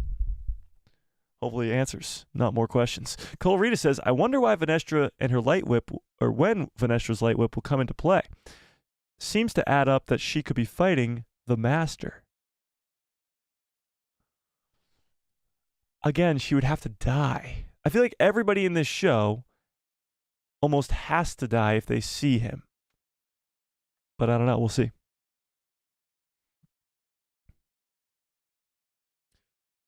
I prefer this more grounded style personally. Of what? Fighting? Star Wars? The lightsaber battle in episode 5 was top shelf. I literally found myself rewatching the episode. I found myself rewatching the episode. I mean, that's when I know I really liked it. Yeah, this fight sequence was incredible.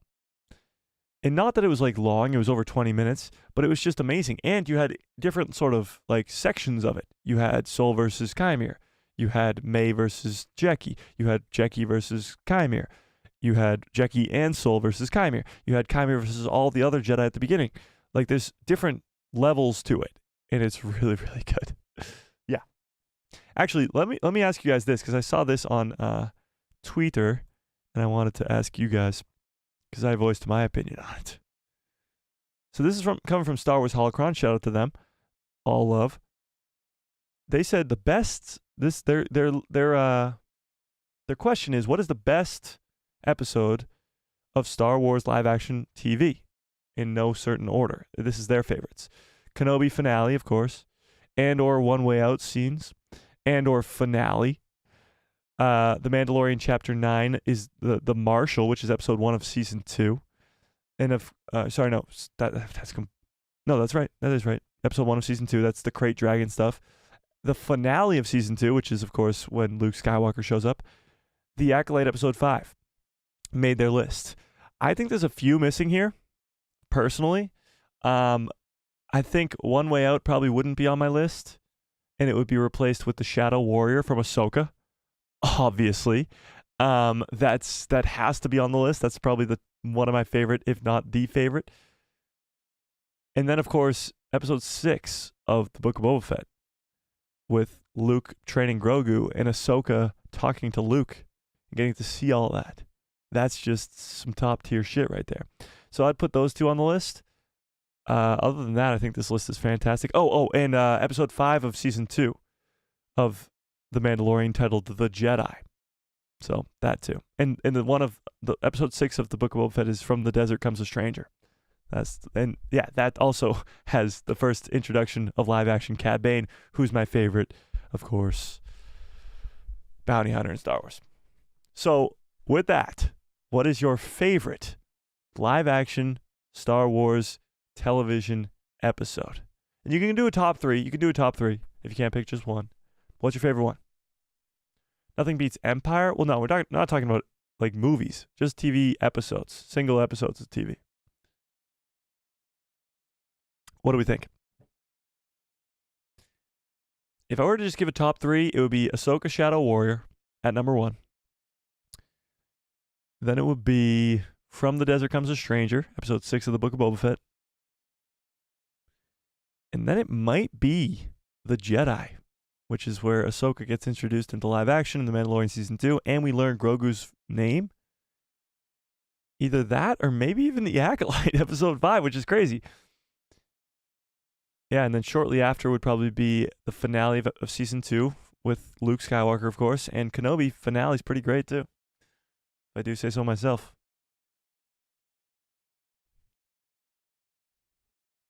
Mando Season 1. Oh, Season 2 finale. I get you. Yeah, that's great. Yeah. Mando 16 was so good that that it gave Filoni credit and he didn't deserve. What are you talking about? Dave Filoni worked on that show. Him and Jon Favreau are partners. Ahsoka meets Annie. Yeah. Shadow Warrior's incredible. Kit Fisto in the house. What's up? Martha's speech was epic. I just wish she said F the Empire. It would have been great.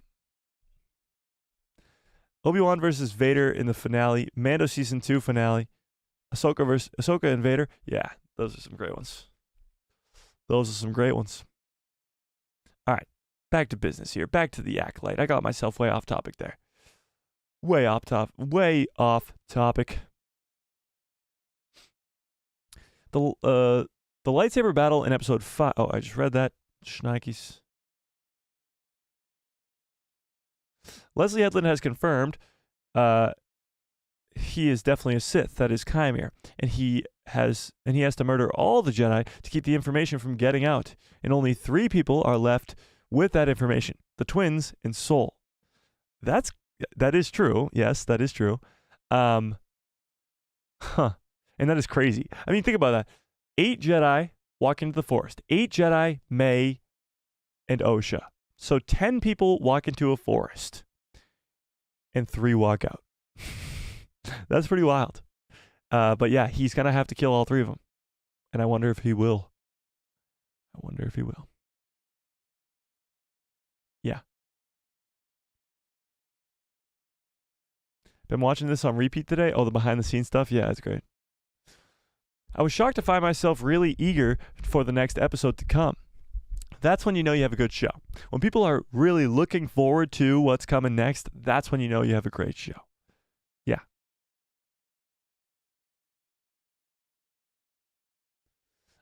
Even with his eventual fighting style, he would have lost without cortosis. No matter how inexperienced 60% of the Jedi were. So yeah, nice plan to use cortosis. Yeah, they needed that, because this character, even if he was a fully trained Sith Lord, against 8 Jedi, I said it before the episode, I'd put my money on the 8 Jedi. The cortosis kind of gave him an upper hand. The Jedi didn't know what it was. They were surprised by it. They didn't know what to expect with it, and it saved his ass a few times. So yeah, obviously it was a great sort of plot device to keep him alive and show how he could defeat them all at the same time. Yeah. Mike, that was a bombshell. You're right. We haven't seen some of these fights with Chimere. No, we have not. So that behind the scenes stuff, although it's really, really cool to see Manny Jacinto training to fight these lightsaber duels like this, some of these scenes haven't been seen yet. This one obviously has. This was the fight between Yord and all the other Jedi. But when he's using the 2 lightsabers right here, this one specifically, we haven't seen that. Which is really cool because I wanted to see him keep using those 2 lightsabers. He went back to just the 1, but I wanted to see the 2 because the 2, I mean, it's like Ahsoka. It's like an evil version of Ahsoka almost, which is awesome.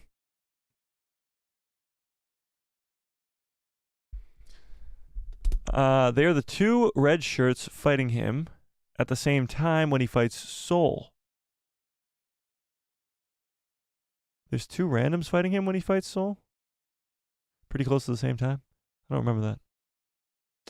Raffy, what's up? Raffy says, what will the remaining 3 episodes be about? Maybe another flashback like episode 3. One of them will definitely be a flashback. I don't know if it'll be the whole episode, but it'll definitely be a flashback. I mean, one of them, probably episode 7, but there'll be flashbacks for sure. For sure. The Force Dragon says, Mike, did you know Abeloth has been confirmed for season 2 of The Acolyte? Yeah, we talked about that last stream, but we can definitely talk about it again today because that is huge news. I wouldn't say confirmed. I would say it's rumored. This is coming from Daniel RPK, who has been really good in the past, but he has gotten things wrong. So I'd say take it with a grain of salt because I wouldn't say it's 100% confirmed, but it is definitely likely that we are going to be seeing Abeloth. And we talked about this last stream, but I'll pull it up again. They're officially looking to recast Baylan Skoll as they're looking for a white man who's in his 50s and 60s, and they're also looking to cast the mother, confirming that she will be in it. And this is, again, a rumor from Daniel RPK. Daniel Rickman, easy for me to say. But yeah, casting the mother is Abeloth, and that is huge. Huge. Yeah.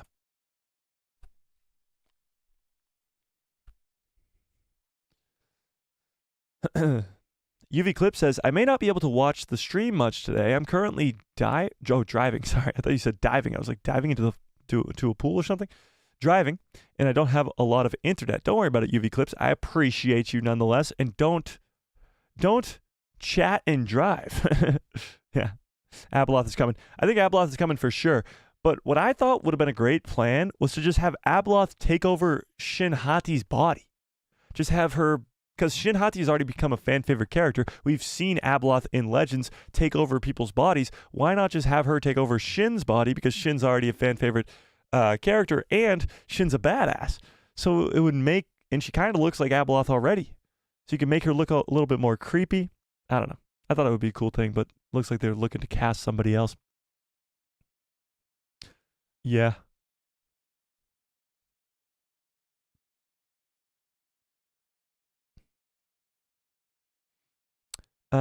This is the way says, crazy that we haven't seen the new lightsaber the creator was talking about with the whip. It is crazy because we're 5 episodes in, and you think that would be something that they would kind of keep either hidden, a secret or whatever, if it wasn't going to be in the first 5 episodes. It is pretty wild. Yeah. Mike, what do you think will happen if a Sith like Palpatine were to get a hold of the Infinity Stones? Okay, so you're going off of the joke I made earlier. In reality, I mean, hang on, let me reread that. A hold of the Infinity Stones. So all of the Infinity Stones, it would be the end of life. It would be the end of everything. They would control the whole galaxy, and nobody could oppose them. Like, you don't understand. All the Infinity Stones, yes, Thanos was able to snap half of all existing beings out of the universe, but he could have done anything. He could have done anything that he wanted, and nobody could stop him. So if Palpatine were to get the Infinity Gauntlet and all the Infinity Stones, it's game over.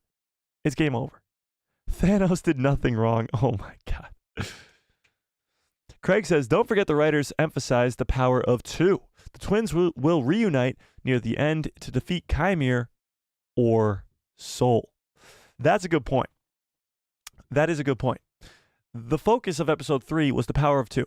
The power that these 2 girls together are way more powerful than they are separate. We've seen them separate throughout this entire series. At some point, they're going to come back and come together.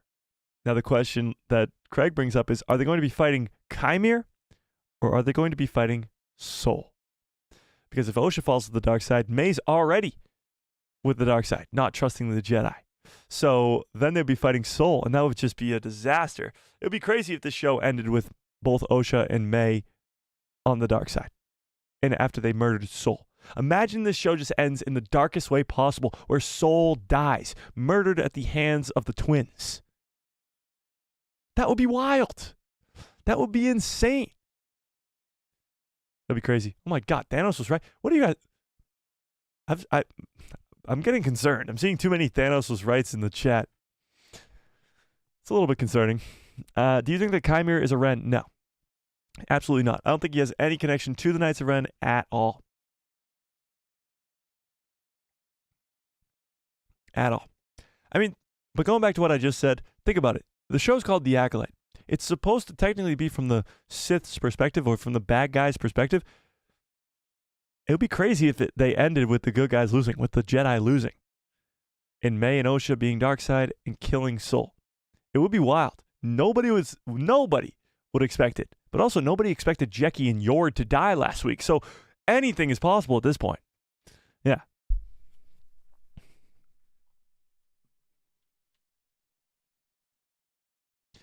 Oh, damn it. Just go down to the bottom again. Come on. The Forest Dragon says, Kylo and Rey's themes are both connected with Palpatine's theme. I have heard that Kylo and Rey's theme were connected, but not with Palpatine's theme. That's pretty cool. Mr. Revenge says, I've heard that season 1 was written as a definitive ending. Yes. And I'm sure Headland had a second season in mind, starring her wife, though, who knows? She did say that she had 4 or 5 mysteries that she also had that she could continue with the second season. But she did say that season 1 was a definitive end for sure. I'm stuck on what to watch, Star Wars or something else. Well, I would always say Star Wars. Whenever I go to watch something, I'm always kind of sucked back in to just keep rewatching Star Wars. And I feel like there's a certain point in time where it's been long enough that I haven't seen a project that I'll go back and rewatch it and almost forget a lot of stuff that happened. I'll remember the majority of it, but I'll forget enough that it's still enjoyable to watch, or it's always usually enjoyable to watch. But like right now, I want to go rewatch Andor. And I feel like there's a lot of episodes in Andor that I forget. And rewatching them is going to be not only a refresher for me, but also entertaining because I forget them. So there's sort of a time limit, maybe 1, maybe 2 years, maybe 3 years, whatever it may be, that I kind of just forget. And then I get to go back and rewatch it. So right now I'm rewatching the Clone Wars.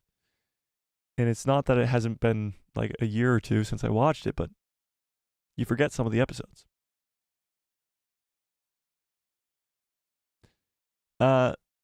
Some of the notes on Kylo Ren's theme, and Rey's theme and Kylo's theme are both in the theme of Palpatine's. Interesting.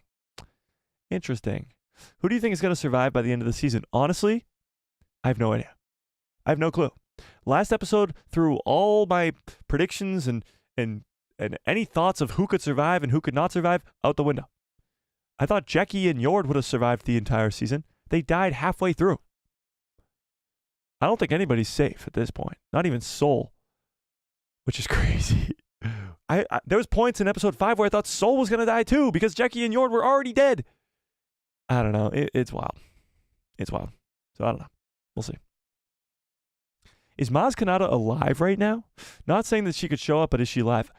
I think so. I forget how. Hang on. Let's look it up.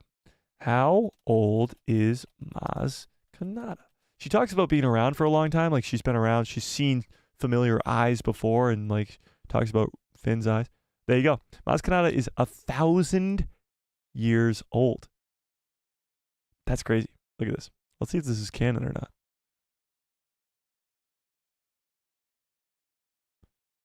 Canon. Boom. Maz Kanata was born in 973 BBY. So, yeah. She would be around. And we see a very similar species to Maz Kanata as a witch in The Witch's Coven in episode 3. That'd be kind of, never take it out of the realm of possibility. Maybe she could be like a background character or something. I don't know where she would fit in. I'm just now realizing that Maz Kanata only has 4 fingers. I was today years old when I found out that Maz Kanata only had 4 fingers on each hand. That's crazy. But yeah, she's older than Yoda. I did not know that. Why is it that the smaller species live longer? What's up with that? Actually, that's not always the case, because Chewbacca is older too. Interesting. Good catch. I didn't even think of that. Didn't even think about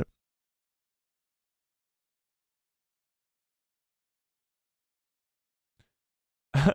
Someone says, I hope this dog water show gets canceled. Clearly they haven't been watching the first hour and a half of this stream, because it's definitely not. We're already 5 episodes into an 8-episode show.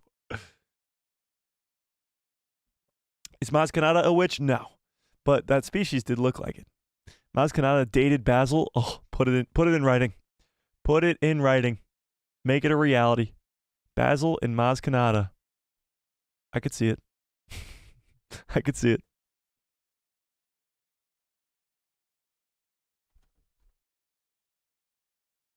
Just thought you'd want to see R2D2. You know, sometimes you just want to see R2D2, you know? Sometimes. If Plagueis was in the show, he would be the one to kill Chimere for exposing the existence of the Sith. He worked hard to keep that status hidden. Well, I mean, Chimere's working real hard to keep that status hidden too right now. Very hard. So, I'd be down for that. I'd be fully down for Plagueis coming in and murdering Chimere. For sure.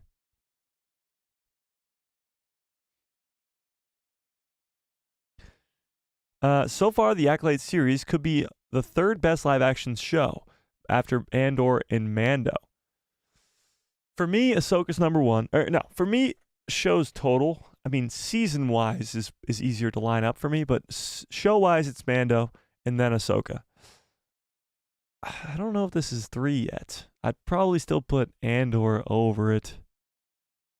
I don't know. Episode 5 and 4 were pretty damn good. I don't know. Where does this rank on your lists? Where's the Acolyte at? I know it's not done yet. We still got 3 more episodes, so we got a ways to go. But where does it rank on your list? Not seeing Plagueis Tenebris could be a different story though. Ooh, interesting. Interesting. They'll definitely hint at it when Osha, or they definitely hinted at it when Osha and May hugged. The sun is rising behind May, and behind Osha is still in the shadows. Ooh, interesting. I didn't even catch that. That's a great catch. What I thought was really cool is that we haven't really seen Osha sort of use her power yet.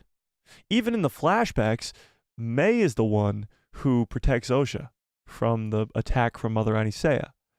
So I think when Osha finally taps into whatever she's tapping into, the thread or the force, she's going to be pretty damn powerful, and I can't wait to actually see that for with our own 2 eyes. Abby says, I'm definitely hoping for a second season, but if it's just this one season, then that'll be fine, because it is a really good story, and it's really fun to get to watch it.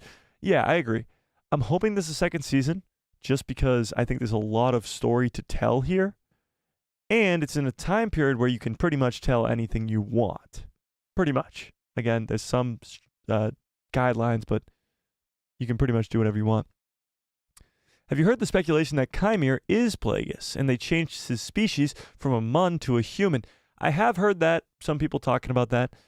I really, really hope, Lucasfilm, if you're watching, and we know that you are, no, don't do that, please. Do not change Plagueis' species. That would be, I mean, if you thought the fandom was mad now, if they did that, it would be extremely upset.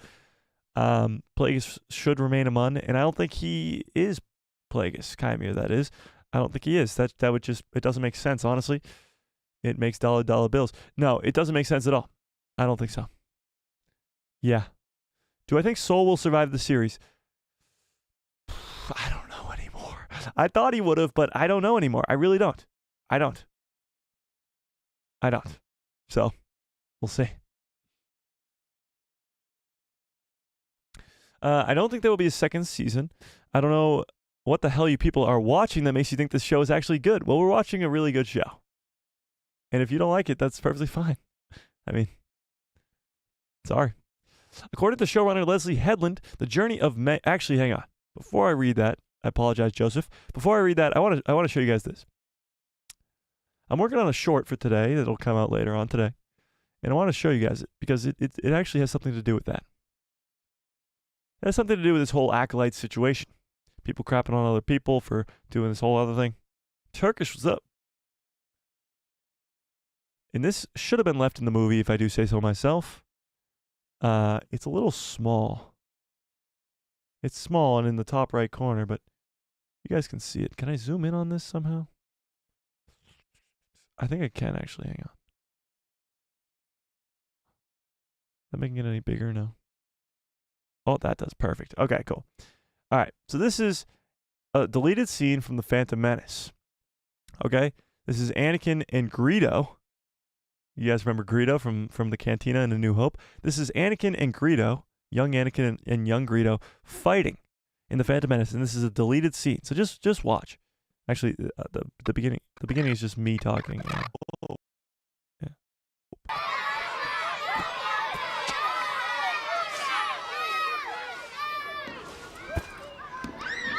What's this all about? He said I cheated. Did you? No. You still think he cheated? You'll just have to tolerate his opinion. Fighting will not change it. That's it. That's the entire scene. Let's watch it again. What's this all about? He said I cheated. Did you? No. You still think he cheated? You'll just have to tolerate his opinion. Fighting will not change it. You just have to tolerate his opinion. Fighting won't change it. This is true on both sides of the Star Wars fandom, and I think everybody needs to watch this deleted scene. And honestly, I don't think that scene should have been deleted from The Phantom Menace. It's one of the greatest sort of lessons that Star Wars has ever taught. It's that Greedo's opinion is that Anakin cheated. Anakin's opinion is he didn't cheat. Anakin beating up Greedo is not going to change his opinion. That's sort of the gist here. People have their own opinion. Some people like the Acolyte, some people don't. Me telling somebody that the Acolyte's really, really good is not going to change their mind. Somebody telling me that the Acolyte sucks is not going to change my mind. And you just have to tolerate other people's opinions because you're not going to be able to change it. It's a great, I mean, Star Wars is full of just lessons all over the place. And Qui-Gon Jinn is known in The Phantom Menace for giving a lot of lessons, especially to little Anakin. But this was a great one. And I don't think it should have been deleted from the Phantom Menace. But yeah, watch out for that video later on today. I just thought I thought I'd show you guys that because it's literally the perfect example of this Acolyte show and the whole conversation around this Acolyte show, because everybody has their own opinion. And just because you think your opinion's right and somebody else thinks their opinion's right, you're probably not going to change anybody else's opinion, most likely. And I said this before, I'll say it again. Anybody who clicked on this stream and really, really liked the Acolyte show is probably going to leave the stream really, really liking the Acolyte show. Anybody who clicked on this stream who really, really hates the Acolyte show is probably going to leave the stream hating the Acolyte show. I'm not here to change your mind. I'm here to speculate and have fun and talk about Star Wars. That's it. So that's probably the best lesson that should have been left in The Phantom Menace for sure. And it's perfect. It's absolutely perfect. Yeah, you're just not going to change people's minds. It's as simple as that. And it's awesome. It's awesome. It's great. It's fantastic. Yeah.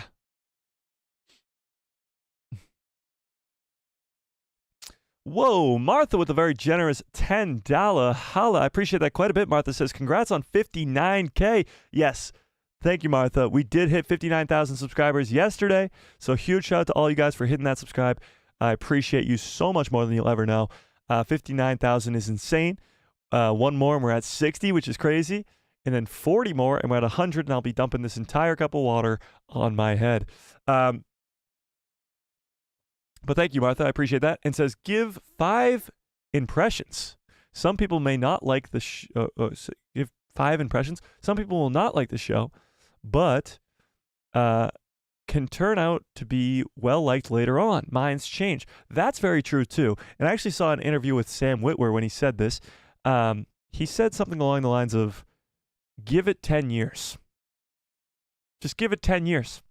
Every Star Wars project, it seems to be give it 10 years. Look at the prequel trilogy. It was hated at the time by critics and some fans alike. And now, give it 10 years, give it 15 years. It's beloved by all. Everybody loves it.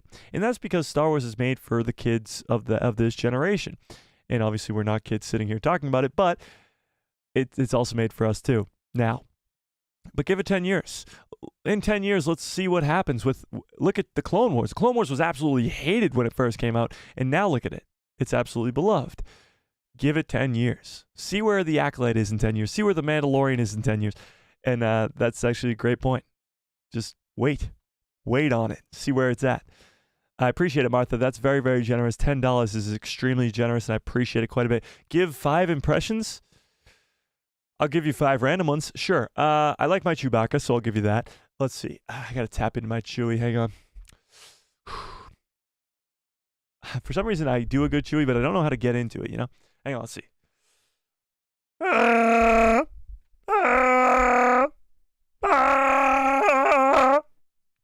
There's your one.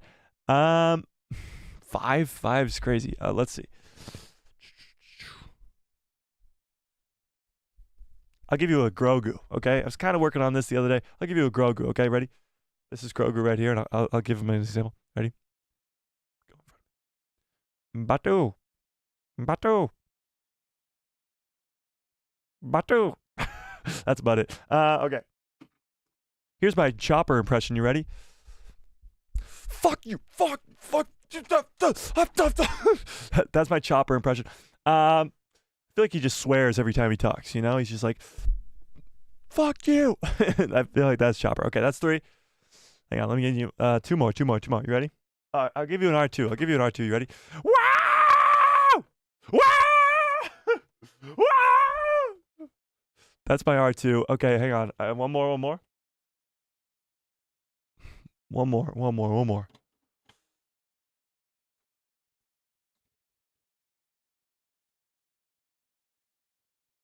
I'm just looking around for characters. Hang on.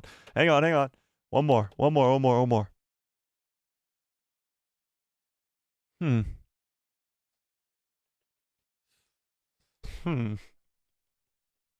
Amar Akbar, maybe? Let's do some Akbar. You ready? It's a trap.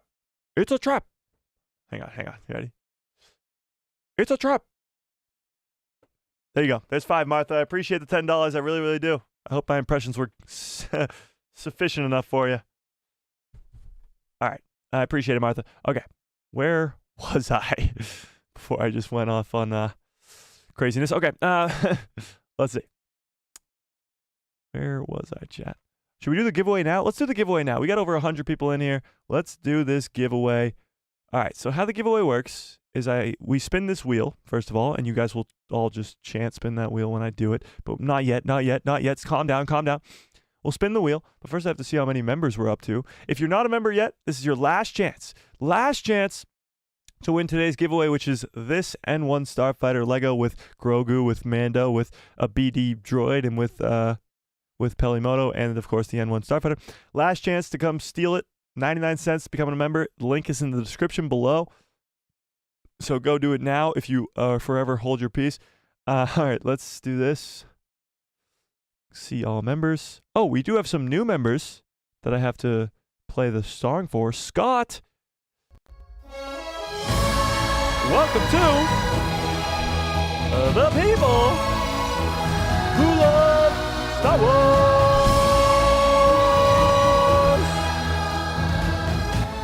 Scott, I don't know if you're in here right now, but Scott joined as a member yesterday or 2 days ago off stream, so I had to give him that shout out. I believe everybody else has gotten theirs, but I'm not too sure. We're up to 44 members currently, so let's see if I can get a list of all of them. List of members? Wait, how do I find the list of members again? Total members. Oh, here. See all your members. Okay.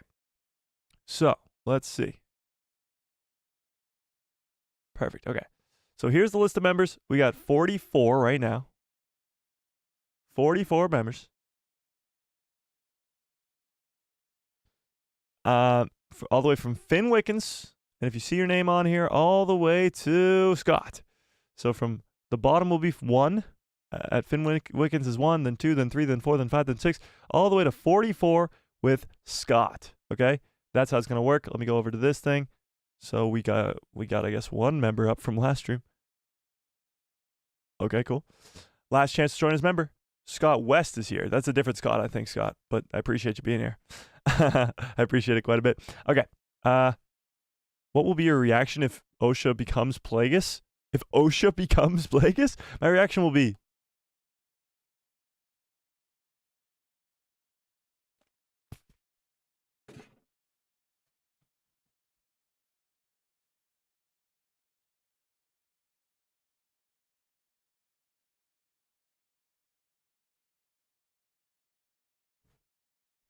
that would be my reaction.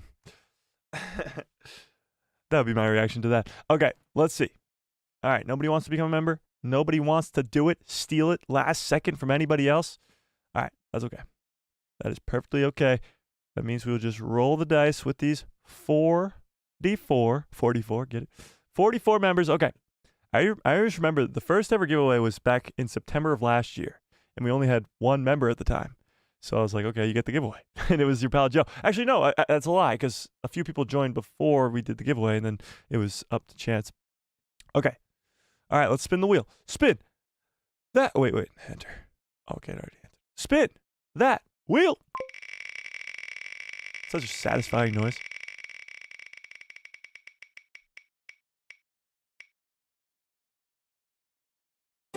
$17. Okay. I thought it was going to go down to 16. 17. Let's start from the bottom. Okay, here we go. 1, 2, 3, 4, 5, 6, 7, 8, 9 is zap. 10, 11, 12, 13, 14, 15, 16, 17. Mr. Beckham. Wait, did I count that right? 10, 11, 12, 13, 14, 15, 16, 17. Mr. Beckham at the master tier. You love to see a master win it. Mr. Beckham, if you're in the chat right now, hit me up on Instagram, on the Discord, on anywhere, so I can get that out to you as soon as possible. Congratulations to Mr. Beckham. You love to see it. Mr. Beckham, are you here? I don't think I've seen him today, but he is. Oh, he is here. Hey, Mr. Beckham, what's up? You won. So you won the M1 Starfighter. This right here. You won this M1 Starfighter Lego set. Hit me up in the Discord. Hit me up on DMs, whatever, so I can get that out to you as soon as possible, Mr. Beckham. Congratulations to you on that awesome win. Again, the best way to support the channel is by becoming a member. And, of course, the members are amazing around here. And if you are not yet in the Discord, there's a link in the description below to a completely free Discord. Go join that Discord and check it out. We do call-ins now again. I haven't done call-ins since the Bad Batch, and I forgot about that. So when somebody brought up let's do call-ins last stream, I was like, let's do it. And then we went for 3 hours because we did call-ins, and it was just a very long stream, and, you know, it was very long. But I appreciate it. But yeah, go join the Discord. Congratulations, Mr. Beckham. Appreciate all the support from all you members. So yeah. Okay. Where was I? The Mike J Show. What's up, Mike J? Says, you know what would be exciting? We see the High Council at the end before Plagueis, but we leave off on a cliffhanger with them, and the cliffhanger with Plagueis 2. Interesting. Like the High Council talking about something with seeing Yoda and maybe Plo Koon and Uriel Poof and Oppo, sorry. And then we get to, and maybe Yaddle too. And then we get to see Plagueis on a cliffhanger. I'd be fully down for that. If that's the last scene of this Acolyte show, count me in. That would be amazing. I'd be 100% down for it. Comes back from a time machine. Comes back from 10 years in the future. Acolyte is beloved show. Oh, wait, you did it? You went to the future and came back? That's crazy. The sequels are good, but Jake Lloyd was terrible actor, even by kids' standards, and Attack of the Clone was subpar. The sequels were good, or are you talking about the prequels were good? I'm confused. Jake Lloyd was a terrible actor, even by kids' standards. I disagree. I think Jake Lloyd did actually a pretty good job. I'm not saying he's the greatest kid actor of all time, but he got crapped on for being a kid actor, and he did what he was there to do, which was give the role of Anakin as a youngling. And I mean, you watch The Phantom Menace, and you're not taken out of it by his character at all. I thought he did a great job. Yeah, I thought he did a great job. See you later, Cole Rita. Don't worry about it. The prequels were good is what you meant? I thought so, because you were talking about the prequels, but you said the sequels. Yeah. How could the Clone Wars be hated? Well, the Clone Wars movie, talk about Rotten Tomatoes score, the Clone Wars movie has like the lowest Rotten Tomatoes score of any Star Wars project. Hey, maybe now it's the Acolyte, but at one point it was the Clone Wars. The Force Awakens is already starting to see a little bit of nostalgia surge. Oh yeah. I actually think The Force Awakens of the sequel movies is by far the best one. I think it sets up a lot of great characters that in the next two movies don't really go too far. Like I think the setup for Rey, the setup for Finn, the setup for Kylo, the setup for Poe are all great. Even the setup for Luke's return at the end. all of it is set up in a really good way. The setup for Snoke, but it's just how it gets executed in the next two. So I think The Force Awakens is underrated. Yeah. People hated Ahsoka and said she ruined the Clone Wars, and also the Clone Wars destroyed canon by changing so many things. Yeah. And look at it now. Look at it now. It's crazy. It's crazy. And look at Ahsoka now. Ahsoka was a hated character, like you said. She was annoying as hell. In season 1 of the Clone Wars, which I'm watching right now, she's bratty, annoying, whiny, just like Luke Skywalker in A New Hope. Starts off as bratty, annoying, and whiny, and then ends up becoming a Jedi Master. Yeah.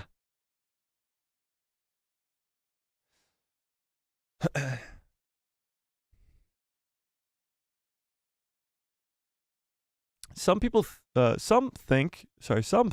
poking holes in new Star Wars content makes themselves a superior fan. Just enjoy what you can. Don't throw the baby out with the bathwater. Just allow yourself to enjoy Star Wars. I agree with that. I mean, if you don't like new projects, that's perfectly okay, but you don't have to put other people down for liking them. And it goes the opposite direction too. If you like a show and some person doesn't, you can't crap on them for not liking it either. It goes both ways here. You have that Funko of Grogu. You have the same Funko of Grogu right here. That's pretty awesome. His coat is like soft. Might have to take it off and put it on myself. Think that would fit me? You calling me fat? A Reaper of Aces says, what happens if Osha and May are related? Wait, what?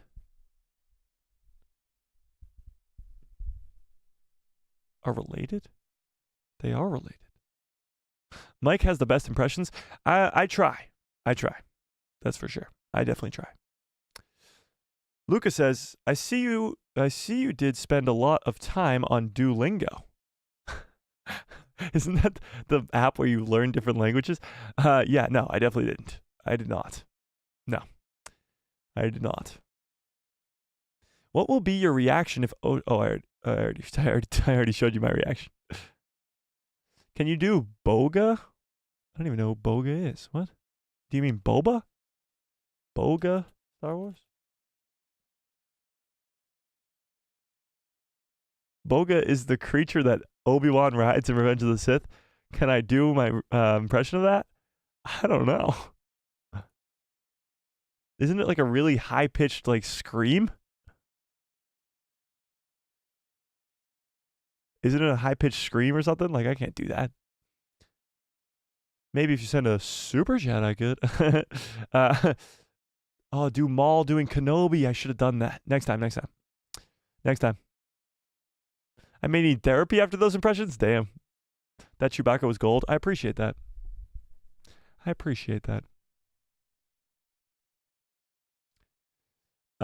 Here's a fun theory, Mike. We see the High Council and we see Plagueis at the tail end of the show. Maybe even Plagueis in the after credits scene. I would be fully down for that. Sign me up completely. Yeah.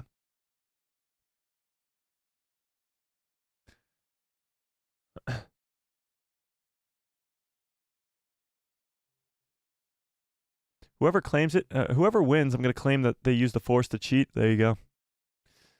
I remember when I joined as the 7th member. Oh, how we've grown. Yeah, it's Cole. It's crazy. Swagger like us. What's up, Swagger? Says, what's up, Mike? I really enjoyed episode 5. However, I hope they don't kill off both Chimera and Soul. Both of them keep me invested in this Acolyte show. The twins are weak links for me. Season 2 isn't if they're back. I get you. So you only will watch season 2 if Soul and Chimera don't die. I fully get that. Soul is the backbone of this show, I think. And Chimera was just introduced as one of the coolest new characters in all of Star Wars. So I get that. Hopefully they don't die at the end. What number member are you, Brendan? I don't know. I have to go back and check.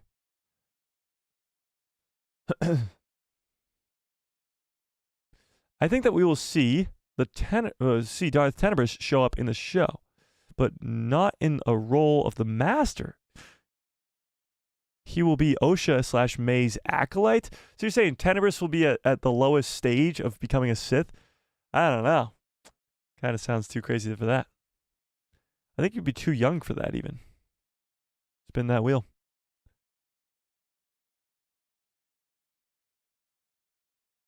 It wasn't Melissa Skywalker, was it? It was Mr. Beckham, right? I double checked it too. Correct? Yeah, I think so. Okay. Mike Ford says, I'm a part of the Acolyte critical fan base that isn't trying to slam anyone.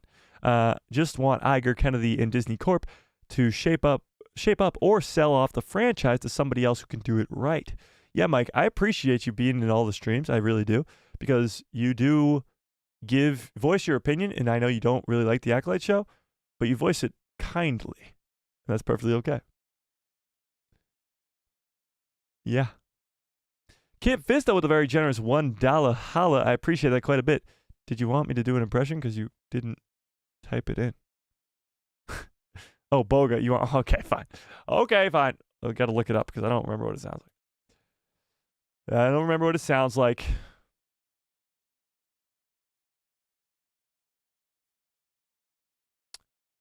Oh, damn. Star Wars Meg made a full video about it. Look at that. Oh, look, it's me. But look on the left. Star Wars Meg made a full video about the ghost thing. Guess she's wrong. Yeah. Boga, Star Wars. Star Wars, but only the Boga scenes. Here we go. It's 2 minutes long. How many scenes are there with Boga in it? Jesus.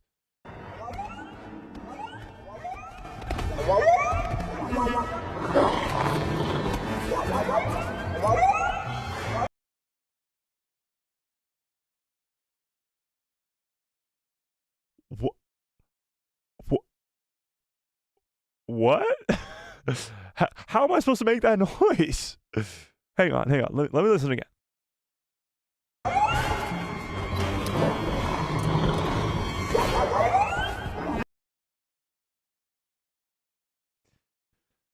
I'll try my best. Okay, here we go.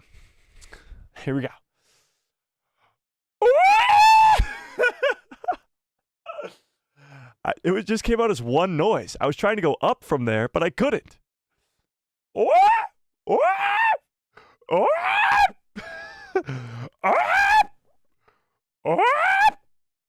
I can't go any higher than that. My voice is like dying here. I literally tried to make multiple frequencies on that first one, and it just came, ah!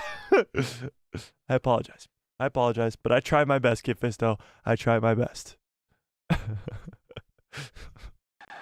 This is where the fun begins.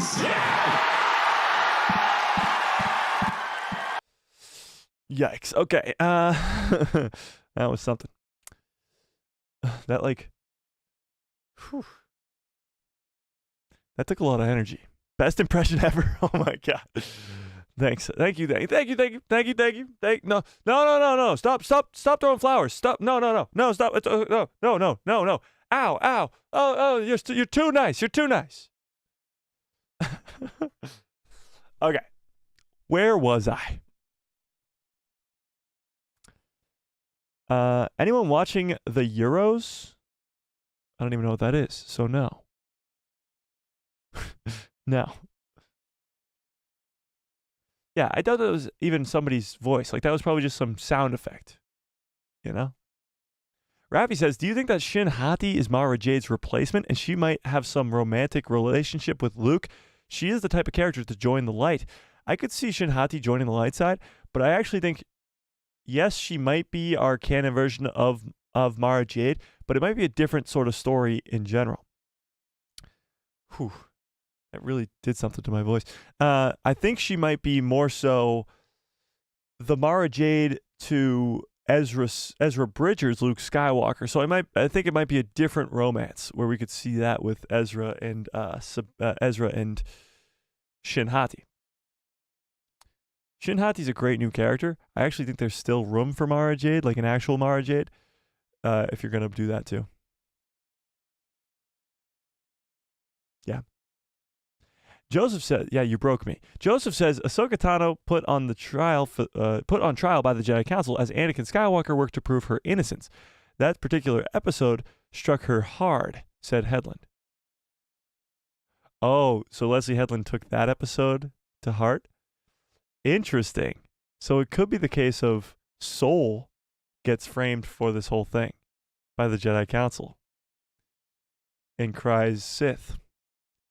The boy who cried Sith. That could be possible. I like that theory. I like that theory quite a bit, actually. Very interesting. Oh, Haga. You have to remind me how to say your name. I apologize, but I got to say it right for the member song. I got to say it right for the membership song. So please remind me in the chat how it's correctly pronounced, please. And then I'll do it. But I appreciate it quite a bit. Football? Football? Like a foot in the ball? George Lucas did not like Mara Jade and wanted Luke to be alone. Yeah, but, you know. What are you going to do? I want Mara Jade anyway. If Disney respects George, Mara Jade won't happen. True, but, you know. You know. What's with the Infinity Stone thing, LOL? I just brought up Infinity Stones earlier in the stream, and I think people just kind of ran with it. Infinity Stones are cool. If Palpatine used the Infinity Stones along with the Force, do you think he'd be able to stand up to the ones and or Abeloth? Yeah, 100%. Yeah, I think it's not even close. Yeah, Infinity Stones. Yeah, I mean, we kind of pretty much saw Anakin go face to face with them pretty easily, or not pretty easily, but you know. Yeah. All right, I'm just gonna do it anyway then. Haga. Welcome to the people who love Star Wars.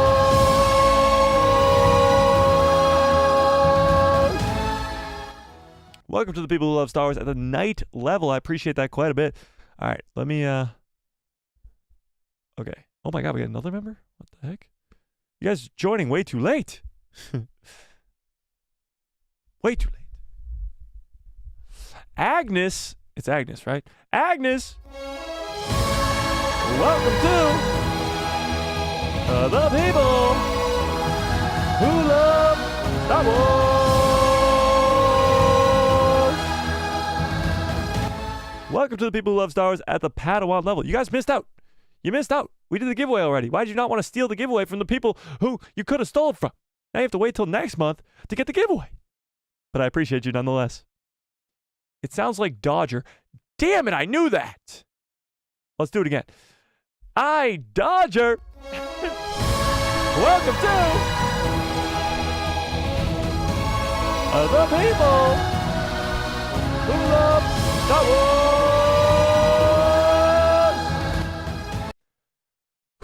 Okay, this stream is really doing wonders to my voice today. Yeah. I appreciate all the new members. I appreciate all the super chats. You guys know I do.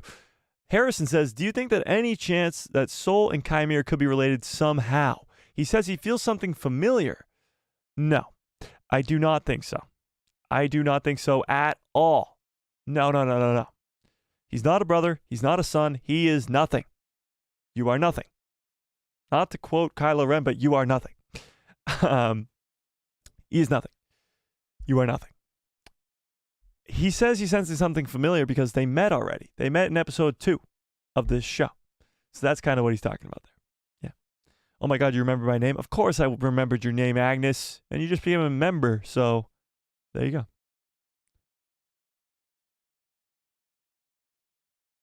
Yeah. Appreciate it, Dante. Appreciate the support. Harrison says, so since Soul left when he was 4, he can only sense something familiar because he doesn't fully remember him. I mean, I guess, yeah, but I don't think so. I think it's just talking about what he remembers in episode 2. Yeah. Mike, what film are you most excited for? From Star Wars? Probably the Mandalorian and Grogu movie because it's first. But out of all of them, probably the Dawn of the Jedi movie just because of what it does. It's 25,000 years before everything, and that's just very, very cool. Yeah, I hope we see Yoda by the end of the season. Me too. Okay, let me end this poll about Plagueis being in the Acolyte. Let me end that poll. And let's start up a new one before we get on out of here. Do you think Ahch-To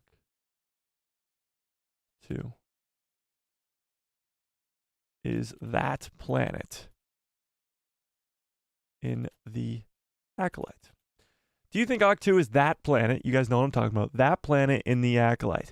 This is the last poll of the day, and I want to talk about it because I told you guys we'd get to it, and we got to get on out of here soon. So, do you think that Ahch-To is that planet? You know what I'm talking about. The planet, this planet.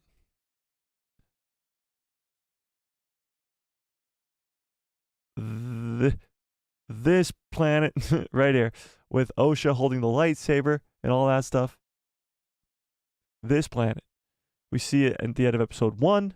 We haven't seen it since, but we're definitely going back as we see right here. Is this Ahch-To? What do we think?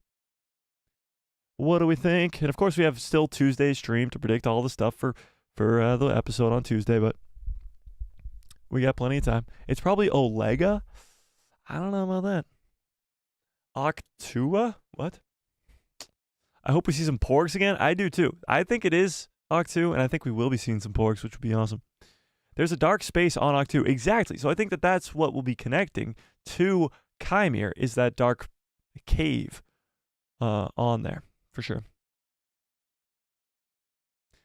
Lots of cliffs, but I'm thinking no. Interesting. Yes, no, maybe so. I don't think it's Ahch-To, but Ahch-To has a moon called Ahch-To. Oh my god.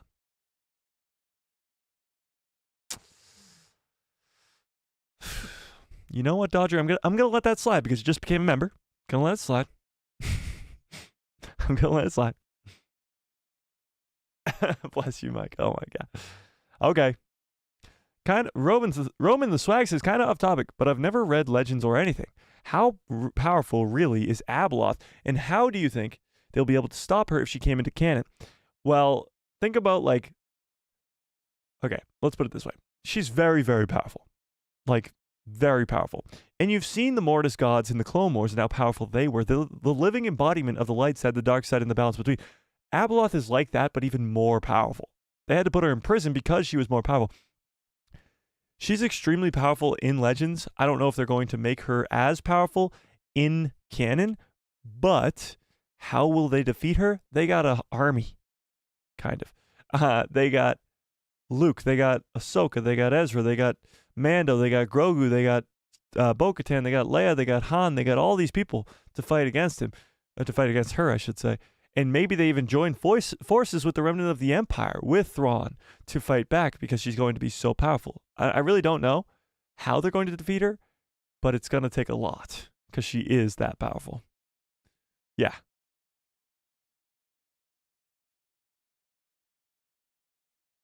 Okay. Joseph says, from Leslie Headland on March 21st of 2024. Okay, so from a few months ago. Where did all the footage from the new teaser come from? It's from a lot of episodes, she says. It's not from the whole series, but I would say it's from episode 4 to 5. Yeah, I mean, there's not many scenes left that we haven't seen yet. Almost all of them are from those first 4 episodes, or 5 episodes. What color lightsaber do you think Osha will have? Red. I think it will be red. What do I think she did have? She seems like kind of a blue. I don't know, though. Yeah. Should fans expect the Acolyte to be about 30 minutes, to average runtime to be about 30 to 35 minutes? About 30 minutes, yeah, the showrunner said about the episode length. Yeah, I mean, they've been about 35 to 40 minutes so far. Yeah, the whole way through. Bring on the porgs. I'd be down to see some porgs. Yeah.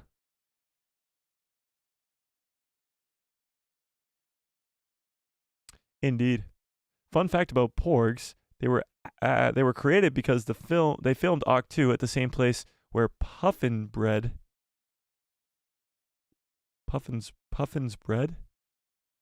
Oh, I thought you meant like some type of bread. Puffins, the animal, bread, like mingled. So they designed a little creature that they didn't have to edit out all the puffins. That's hilarious. That's funny. Yay ROC says, I admire your love for the franchise. However, this ain't the same franchise. Hate to break it to you, but it is. Better not be yellow. I get irked seeing non-sentinels use the yellow lightsaber. Really? Damn, episode 5 must have sucked for you then. Salty Texas Ranger, what's up?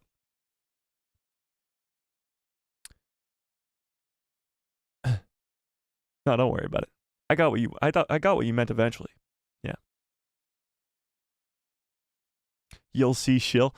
You know, I used to like kind of get upset about being called a shill, but a shill means I'm getting paid by Disney, and I'm not. So now it just makes me sad because I'd be Disney. Help a guy out. You know, if I'm getting called a shill, I might as well be one. You know? Yeah. Okay. So if Soul gets blamed, is that killing a Jedi idea without a weapon? No. But Soul could get blamed. You know?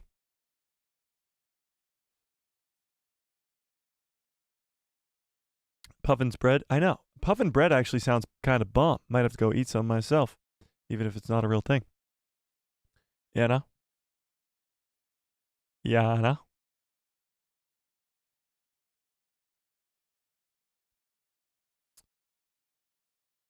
It's funny, yeah, because you're the only one who hears a butt. Chris says, I ignore them. Oh, I ignore the hell out of them. But my breakdown video from Wednesday has like 700 comments, and I responded to a lot of them. I tried to my best I could, but there was just so many negative ones that are just people who don't have any sort of evidence to back up anything they're saying. So I just ignore them. It's gotten out of hand, you know? I see no scenario where Squid Games survives the season, where Soul survives the season. You call them Squid Games. That's funny. Turkish says, only bots call others. Wait, only bots call others they disagree with a shill? Yeah, I know. I only get a few of them every once in a while. That's what I do like about this channel in particular. By the way, I'm going to end this poll about Ahch-To. So yeah. Do you think we'll get a Skeleton Crew trailer soon? I hope so. I doubt, and it will probably be after the Acolyte ends. So I'd say end of July, early August is when you'll see it. Yeah. By the way, 61% of you do think that planet is Ahch-To. I'm right there with you. For sure. Indeed. What is Skeleton Crew going to be about? That's a good question. Honestly, we don't really know. We know the premise. It's about these 4 kids. They are on this semi-peaceful planet, and they get jetted off into an adventure off the planet. They get lost in space, so to speak, and then they're trying to get back. They have to fight against pirates. They come across some foes, some allies, and Jude Law is going to be playing a Force user in it. We don't know if he's actually a Jedi or not, but he's going to be playing a Force user. I'm excited for Skeleton Crew, but I just don't know much about it, so I'm not that excited. We'll put it that way. Yeah. Are you American? Yes, I am. Indeed, I am. Harrison says, I think killing the Jedi without a weapon is literally how Chimere... Wait, what? Is literally how Chimere, when Sithed up at the end of episode 1, said kill the dream. You don't actually have to kill them, but destroy their faith? Interesting. An Acolyte kills the dream that the Jedi live in. Interesting. I mean, that was said at the end of episode 1. We're in episode 6 going on now, and that still comes into play. You're absolutely right. Jay says, I think that Li Jiangjia is going to be like how he was in Squid Games. He is very scared from it. When he was very scared from it? I don't really know what you're referring to. Goonies in space. Yeah, it's kind of going to be like Goonies in space. Skeleton Crew, that is. It's going to be like Goonies meets Stranger Things meets Star Wars. A bunch of kids going around the galaxy, going on a fun adventure type deal. Yeah. Fearless says, Mike, I watched a channel yesterday who had Christina Arella as a guest, and she said we get an announcement and a new show soon. Really? Well, I know that D23 is coming in August, so D23 is probably going to be where we get a lot of announcements, hopefully. And maybe the next animated show, which would be fantastic. Let me ask you guys this. What would you want the next animated show to be? I'll give you some options. I would probably say the most likely ones are a Clone Rebellion show, a Jedi Path show with like Asajj Ventress, maybe an Omega during the Rebellion show, but that seems less likely now. A Luke Skywalker Jedi Temple show with Luke, Leia, Han, the main crew, and Luke training his Jedi Temple. See, you bring up the Old Republic, and I would say the Old Republic could be an answer on this list, but I think they got to go to the Old Republic in live action first. So you're probably going to have to wait until they do the Dawn of the Jedi and then sort of go into the Old Republic. Yeah.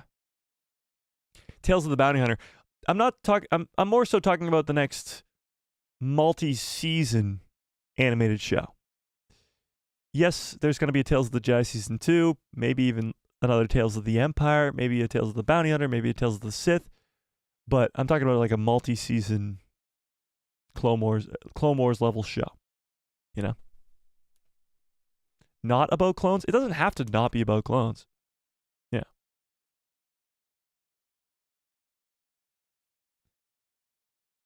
Who is Christina? That's what I was going to look up a second ago. Hang on, let me do that. Christina who? Christina Arella, you said? Something like that? Christina Arella.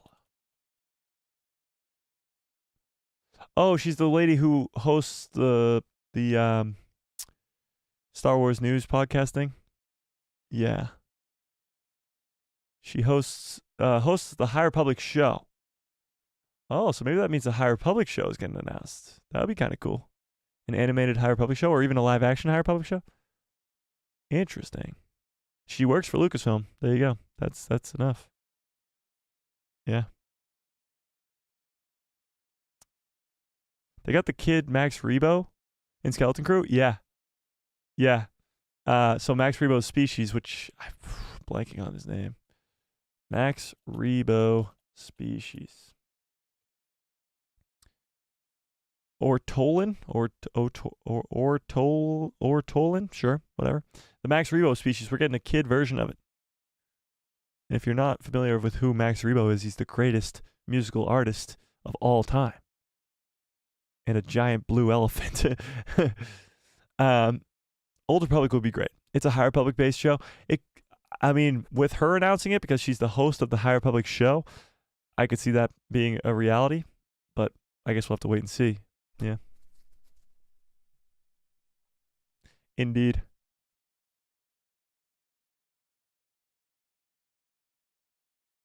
Darth Thor says, the time between The Phantom Menace and Attack of the Clones following Obi-Wan and Anakin, younger Anakin. Ooh, that would be kind of cool. An animated show between Phantom Menace and Attack of the Clones. That's a time period that's not really explored much. We get a little bit of it in Tales of the Jedi with Count Dooku and stuff, but we don't really get much. We get some in books too, but not really in animation or in live action, so I'd be down for that. Omega, Luke, Clone Rebellion, or Old Republic. I want Luke post-Empire with Rey's story integrated into it. Rey's story integrated? Oh, I get you. What you're saying, like a young Rey. I could see that. I could see that for sure. What if it's Max Rebo's son? That would be amazing because Max Rebo's dead, right? He dies in the Book of Boba Fett. Didn't he blow up in the Book of Boba Fett or no?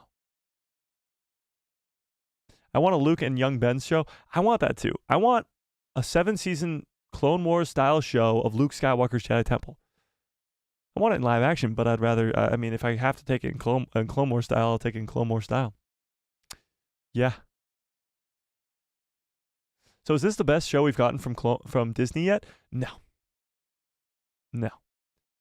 I think that it's getting better, but I don't think it's anywhere near Mando or Ahsoka yet. Harry says, which state do you reside in? That would be the Massachusetts. High Republic would be a bit boring because apart from the Quill, the Jedi had now the Jedi have now no threats except for the Sith in hiding.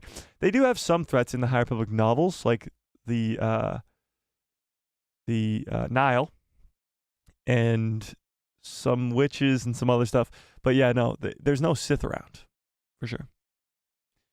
Anything with Dooku has kind of been played out. I mean, Dooku, yeah, you got a lot of Dooku in Clone Wars, in Tales, in Attack of the Clones, in Revenge of the Sith. I don't know. I wouldn't mind more. Max Rebo called in sick that day? Okay, good. As long as Max Rebo's safe, then that's all that matters. That's all that matters.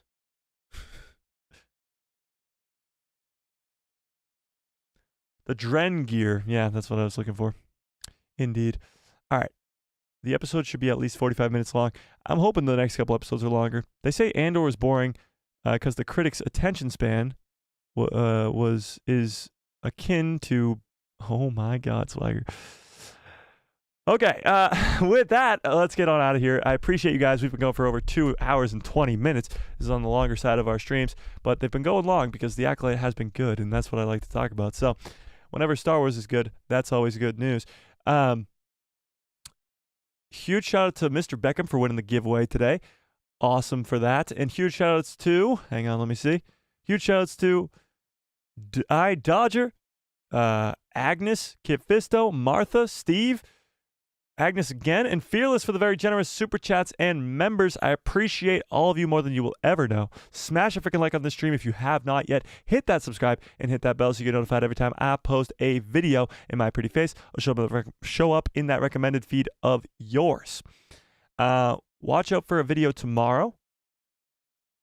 Watch out for a short in about an hour. And then that one that I just gave you guys a sneak peek to. And watch out for, I guess, everything. Ever. Yeah. All right. I appreciate you guys. See you guys tomorrow. See you guys later. See you guys in the Discord. If you're not in the Discord, go join the Discord. And I'll see you guys there. Okay. And may the Force be with you. Always.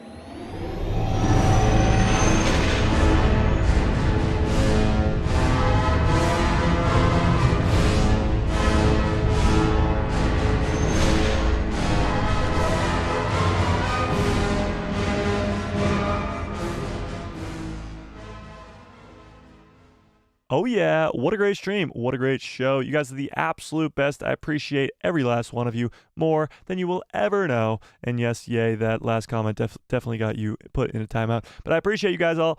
You were keeping it clean until then, so that's the problem.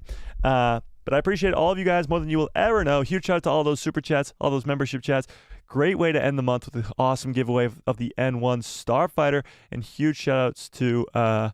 Beckham for winning that. Go keep the conversation going in the Discord. Hope you have a great rest of your evening. Great rest of your lives. And good night, everybody.